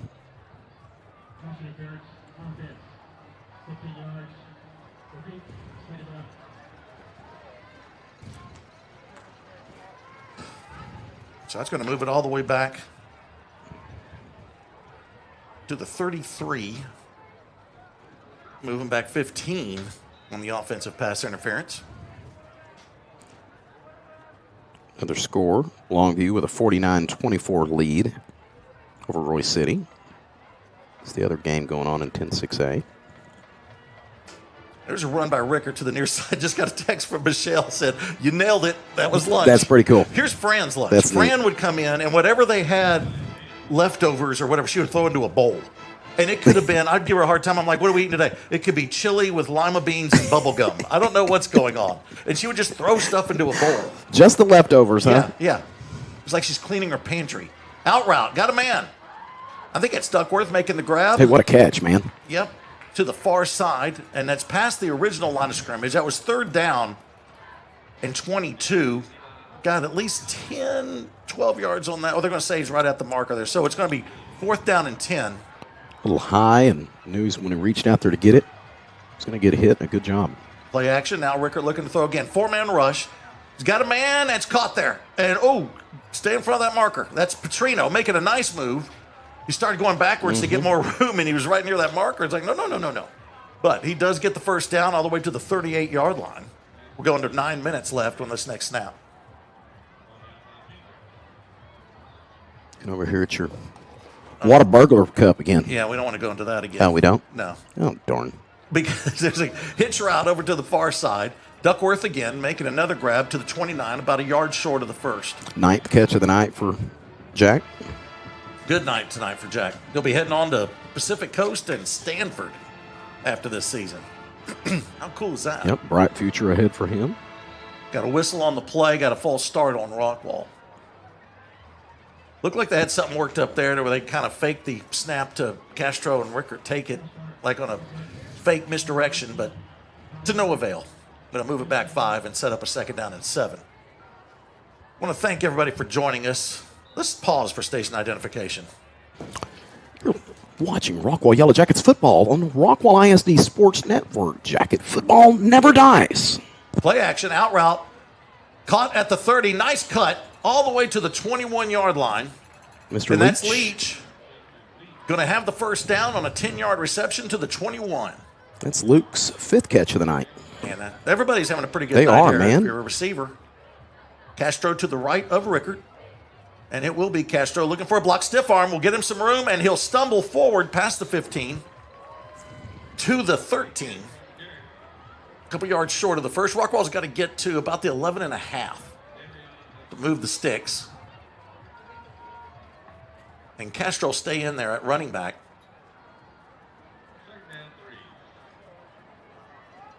And he'll stay to the left of Rickert. Two receivers right. Man in motion is Wiley on the near side. He's the lone receiver. And Rickert steps into the pocket. Now he's going to throw. Intercepted. We saw that one coming, David. He's Sure trying did. to hit Duckworth in the back of the end zone, I believe. Could not get it there. It was a little late on the pass, and once that we always were taught that back of the end zone is another defender. Yeah. Let him do his work because they can't go past it, and that's what caught Rickert there on that pass. So turnover now. We'll give the ball back to North Forney with 7:32 left. It's going to be tough now to erase that 17-point deficit because I think you're going to get a heavy load of Asukwo here. Yeah, exactly. Asukwo, and I assume be interesting to see if Bay comes back out here. Yeah. He is. He is, yeah. Asukwo coming with him, so.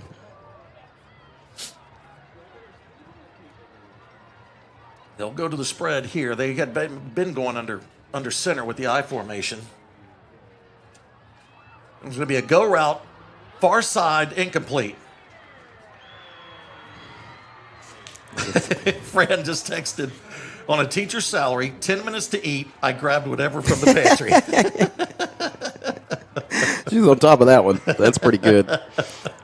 Miss Morris, I do want to hear more about the Cheez-It thing, though. Oh, yeah. I love Cheez-Its. I do, too. But I don't know what it'd be. Tell me what it would be. So. She would crumble them like they were, what are the things, the bread crumbs that Okay, go like yeah.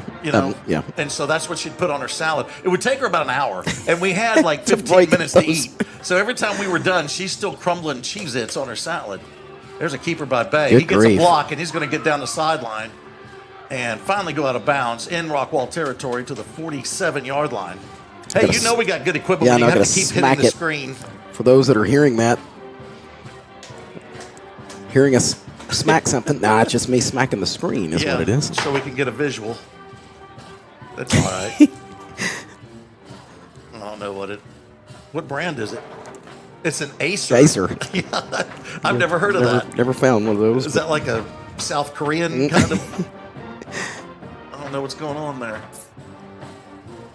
So 1st and 10 now for North Forney, 7:16 left. They're going to keep running it here. Asukwo will be stacked up. Castro's in there on the tackle, but not before he gets 3 yards. Can I do, so you told me I've got lunchroom duty. Right. So you showed me how to read that ticket. Can you show me how do I fill out a work order to get my screen? You know how to do that? go to the website. Who do I email to? Yeah, okay. you go to the website, and then there's a ticket. You got to fill out. You To go get to my- staff, Yes. and then you go to ticket. Okay. And then on that ticket, you fill it out, and they'll get it fixed within 3 months.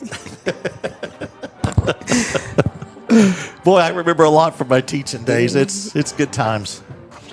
I can get Billy going. Trevor was one of my students. That's right. He was, wasn't he? Yep. You love that, didn't you, Trevor? Yeah, it was during the year where we were home half of it. Right. So. That was COVID year. That's so crazy. And they had us teach What a on COVID year. nightmare. We had to teach the lesson like 3 different ways. It was crazy. And you didn't know who was showing up. Because remember, that's when they half the roster, too, the enrollment. And so you had the alphabet, like A through H showed up on 3 days, and then the other half showed up on the other days. Some of the craziest people that did not experience any of that have no idea, do they? No. When I first started, that's what everybody tells me. You came into the craziest time for teaching because when I first started, we got the internet hijacked. Yes, that's right. That's right. The scores grades at the beginning of the year, right? Yes. Yeah. And we couldn't use the internet for like the first month. Or starting in the first month. So I remember my first teaching is me on a whiteboard just trying to teach graphics on this whiteboard because we couldn't really use our computers. Jeez. Some of it we could. But then when we go to COVID, because students are at home, they don't have the programs that I would teach, and a lot of teachers don't. So you had to find these online programs that would try. It was nuts. Completely nuts. But we fought through it. Every teacher had to fight through this. So every proud of student them. had to. Yes, every student had to fight through it. Did everything we could. Yep. Man. Yep. I remember Braden Locke was in my class. He showed up the first couple days, and I didn't see him again. That did it? Until he went to Arizona, I think. I think was the next time I know. Yeah. And one of my favorite memories is having Braden and Jackson Smith, now Jackson Smith and Jigba. I would do Jacket TV. There's a 4th down now here for North Forney. On Jackets. And showing how Jackson was I'm not going to mess up. All Jackson had to do was come in, and we were going to do this little bit where Jackson pretended to be somebody else and had to say this name. He could not say this name. It was just something he couldn't. I was like, well, let's just switch it up. You can use this name. No, I'm saying this name before I leave. He was determined. Yeah, he was determined, and he did not. And until he got it, we kept moving. Fast forward to now to now he's doing most all right. receiving yards in the National Football League. I think he's going to make it. Yeah, he's going to be. He's timeout. he might have found his niche. All right, you know what Trevor's chomping at the bit. He wants Come on, to buddy. read about something. All right. Thank you very much to Rockwall Ford. Rockwall Ford is your local source for all things Ford. We will help you find and finance a perfect vehicle for you, or you can book an appointment at our state-of-the-art service center if you need care for a Ford you already own. Ask for Jeff Hicks, proud supporter of Rockwall ISD Athletics. Thank you to Rockwall Ford. You know what? That was so good. I want you to do another. All right. Well, let me go Come back on. here. Don't let us down, Trevor. I'll do my best. Thank you very much to SignMart. SignMart Rockwall is a proud supporter of Rockwall ISD Athletics. If you are in need of a sign or banner, reach out to Jake Sparks. SignMart on the square in downtown Rockwall. Thank you very much to SignMart. Now do it like Heath. Thank you very much to SignMart. Downtown Rockwall. Being a big sponsor of Rockwall. I can't even begin to recreate Tristan's voice. You got to give it a shot. It's Give it a shot. Do you want to expand your horizons or not, Trevor? Yeah, I think I would just destroy my vocal cords instead. I want to keep my perfect golden voice intact. All right, good job. Because when you get old like us, you're naturally going deep like this. That's just what happens. It'll get even more perfect. Oh, there you go. Good point. And your modesty is what's going to get you through. Okay, here we go. Stacked receivers near side, one receiver far side. 4th and 6. North Forney has to get to the Rockwall 38, a keeper by Bay, and it's no doubt. He's going to split some defenders, and he's going to take it all the way in. Nope, he's going to kneel down at the 1. Keep the clock running. He really didn't need to do that. They're going to... Ouch. Score on the next one, you think? Or what do you? I don't know. That's a little lemon juice to the cut right there. That's kind of where I was going, yeah. Really, just go ahead. So if this does not turn around, Rockwell's going to have their first losing season since 2012. That season, if I remember right, they went 3-7.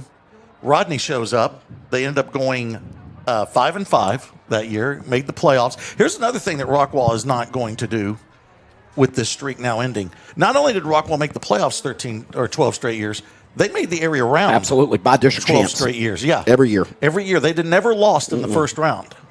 And so that's a big stop right there. There you go. Now Bay will get the touchdown. It's kind of confusing that he wanted to kneel down and then just score next play.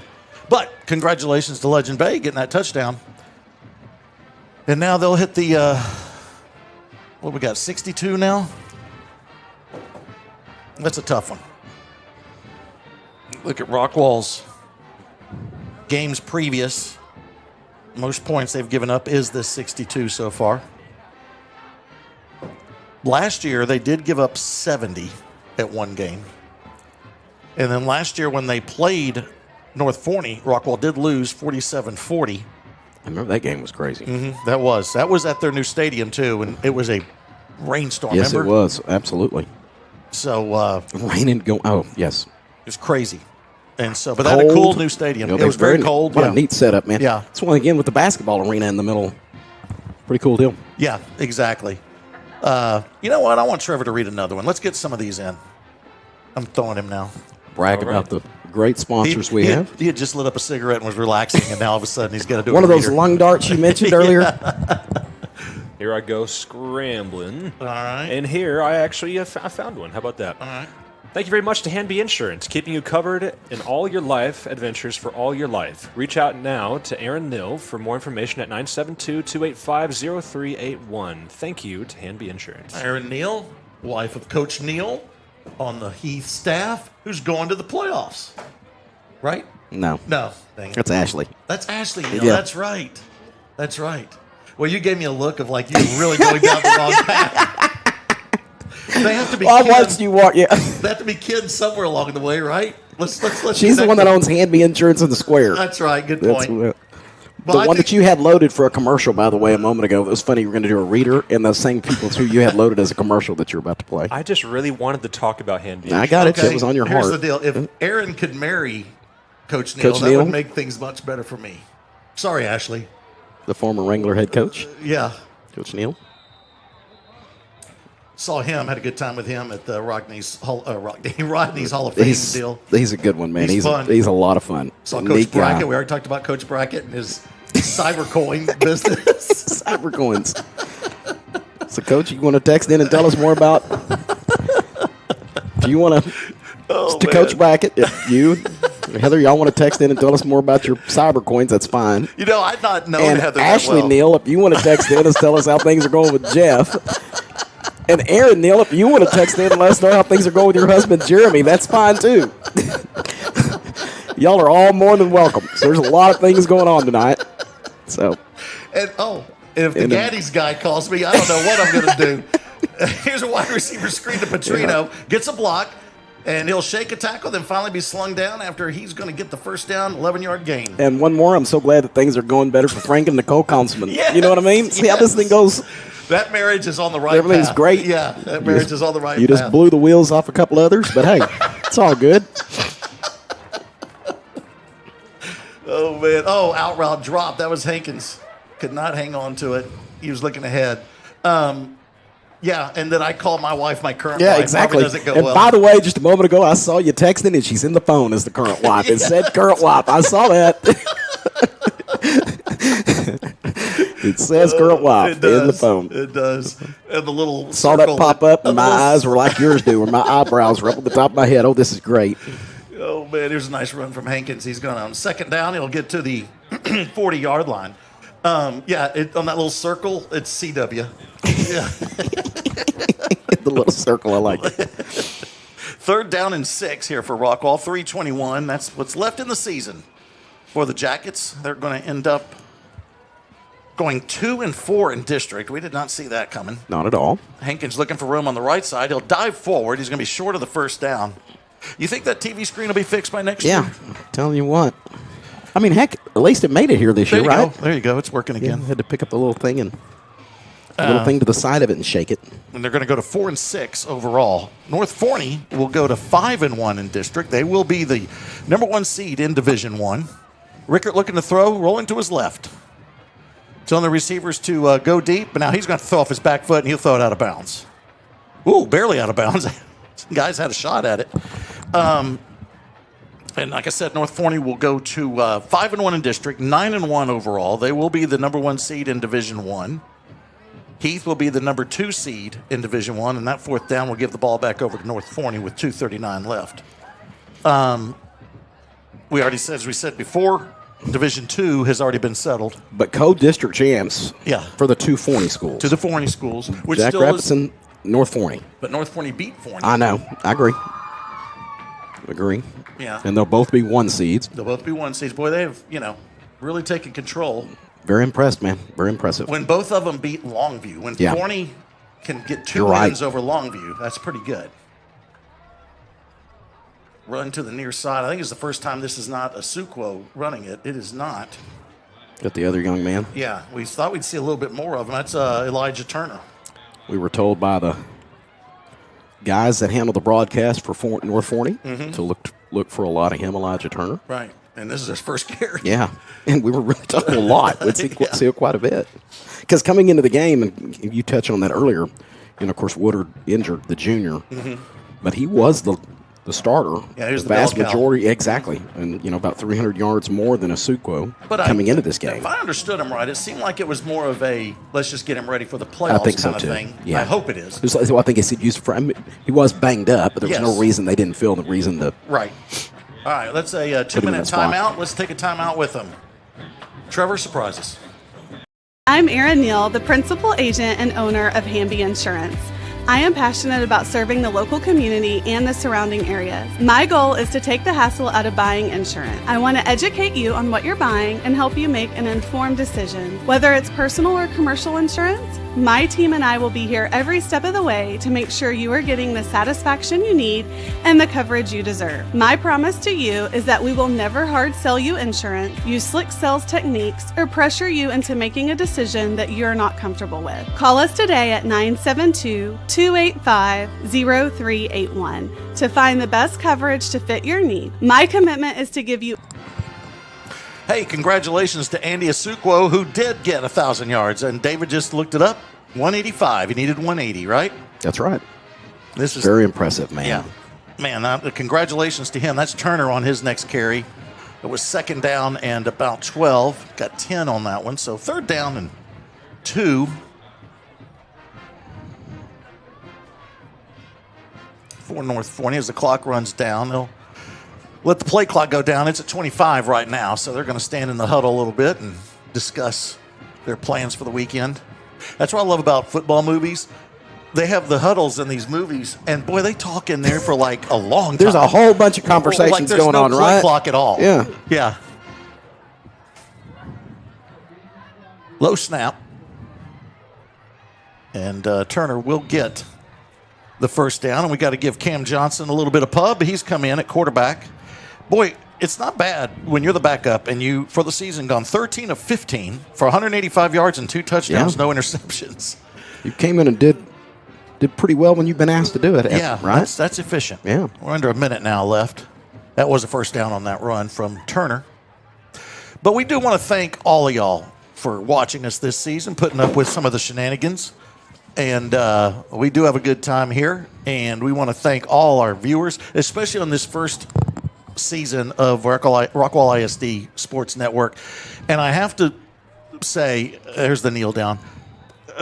Big props to Chris Curtis. Absolutely. For everything he's done on this new network. What a tough job, man. Boy, it's a one-man show a lot for him. And he has done an incredible work. And our athletic director, Greg Priest, was a big part of it. And it was his vision, to do this too. So big thanks to them. Lisa Trammell, Jet Trammell, they were a big part of it. And, of course, Trevor Webb and J-Mo Starrett, y'all have been great this year. We appreciate you guys a lot. Yeah, man. we appreciate y'all. We're going to be together more. We got basketball and baseball and soccer and all that coming up. But football is the front porch, That's as right. they say. Absolutely. And so we really appreciate everybody. And congratulations to North Forney as they are going to move on as the number 1 seed in Division I. And Rockwall will end their season without the playoffs for the first time in 13 years since 2012. But congratulations to all these kids, to all the seniors, as we've shown them Yes, sir. on the screen. Maybe one more time, post those senior shots, Trevor, to give them a final congratulations on senior night. There's the football team. And then on the next one in a minute, go ahead and show the rest of them, which was the cheerleaders, the Stingerettes, the trainers, and the band. All those that make Friday night what it is. Yeah. And David, I can't tell you how much I enjoy doing this with you. This is so much fun. We've been blessed to do it. Been blessed to do it with you for, goodness gracious, 19 years? 19 That's years. insane, Yeah. isn't it? Yeah. We Yeah, it's an started honor. out with Ken Jones sending us to Midland, Texas to do Rockwall versus Midland. Insane. Yeah, and and then there's the seniors there. With Scott Powell and got off to that start, and here we are 19 years later. I thought we'd probably do a few games and move on to other things, and here we are. So thanks to Ken Jones for getting this thing rolling. And also talked to him last night, Steve Glenn, and of course, Terry Gregory of Sportsgram. Terry's been a part of this too. We got to give him credit. He was there at the beginning to kind of help with get the transition. things going in this transition. Yeah. So anyway, but David, I can't thank you enough. Well, thank you, and sir. We'll be together. We got basketball coming up, and then of course baseball and all that. We'll see Softball Trevor and- and J-Mo and softball. What's so cool about the way that Chris and with Greg and Chris, the commitment that we've got is to get more games and more sports, and that's going to put us in maybe send us in could have all 4 of us going in different directions at sometimes, and that's what's neat about it is we're going to have that opportunity to be able to highlight, as we should. Well, to highlight more sports and more kids, and that's what it's all about. Because we got a lot to be so excited about here. Folks are going to get the pleasure of hearing Trevor do some play-by-play and some color, and also J-Mo going to be doing the same thing.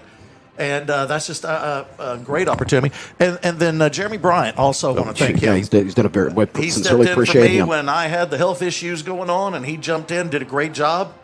Tell you what, man, to go in and walk in, like I listened to, of course, with Trevor doing volleyball earlier this year. Yep. I got to watch him.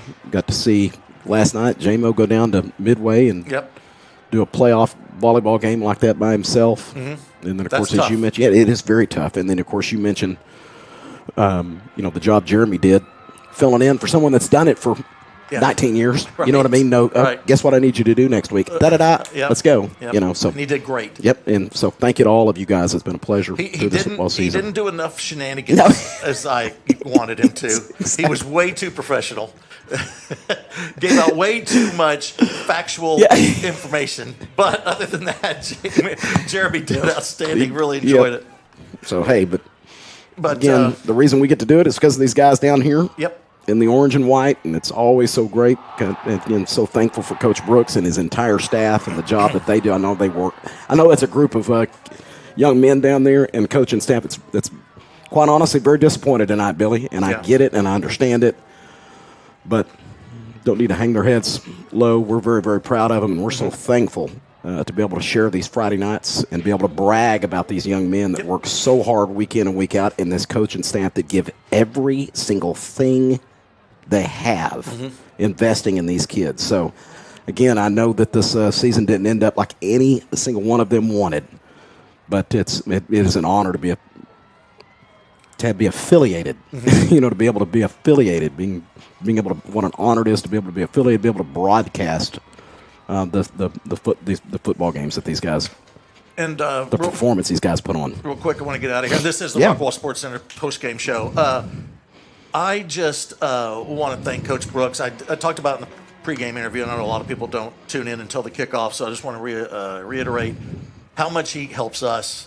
It ain't just showing up on on a Wednesday or a Thursday or whatever to do our interview, and that's it. I mean, he's in constant contact with us to help us out. The best example is this week.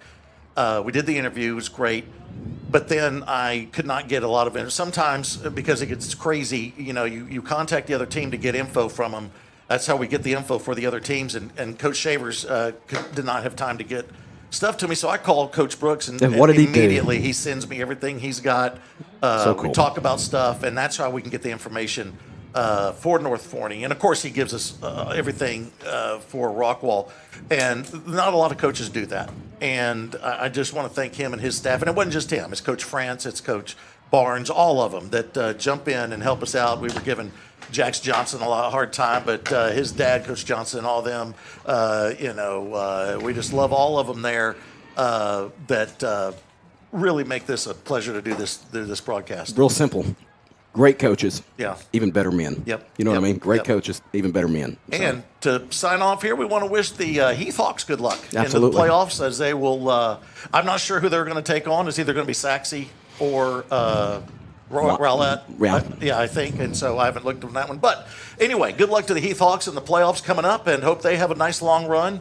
And David, do you have any last words before we sign off? No, sir. It was fun. Again, as I mentioned, thank you to everybody affiliated, associated with that we've already mentioned tonight. And again, very thankful and honored to be able to be part of this and be able to broadcast these sporting events, these football games specifically. And again, thank you to Coach Brooks for everything.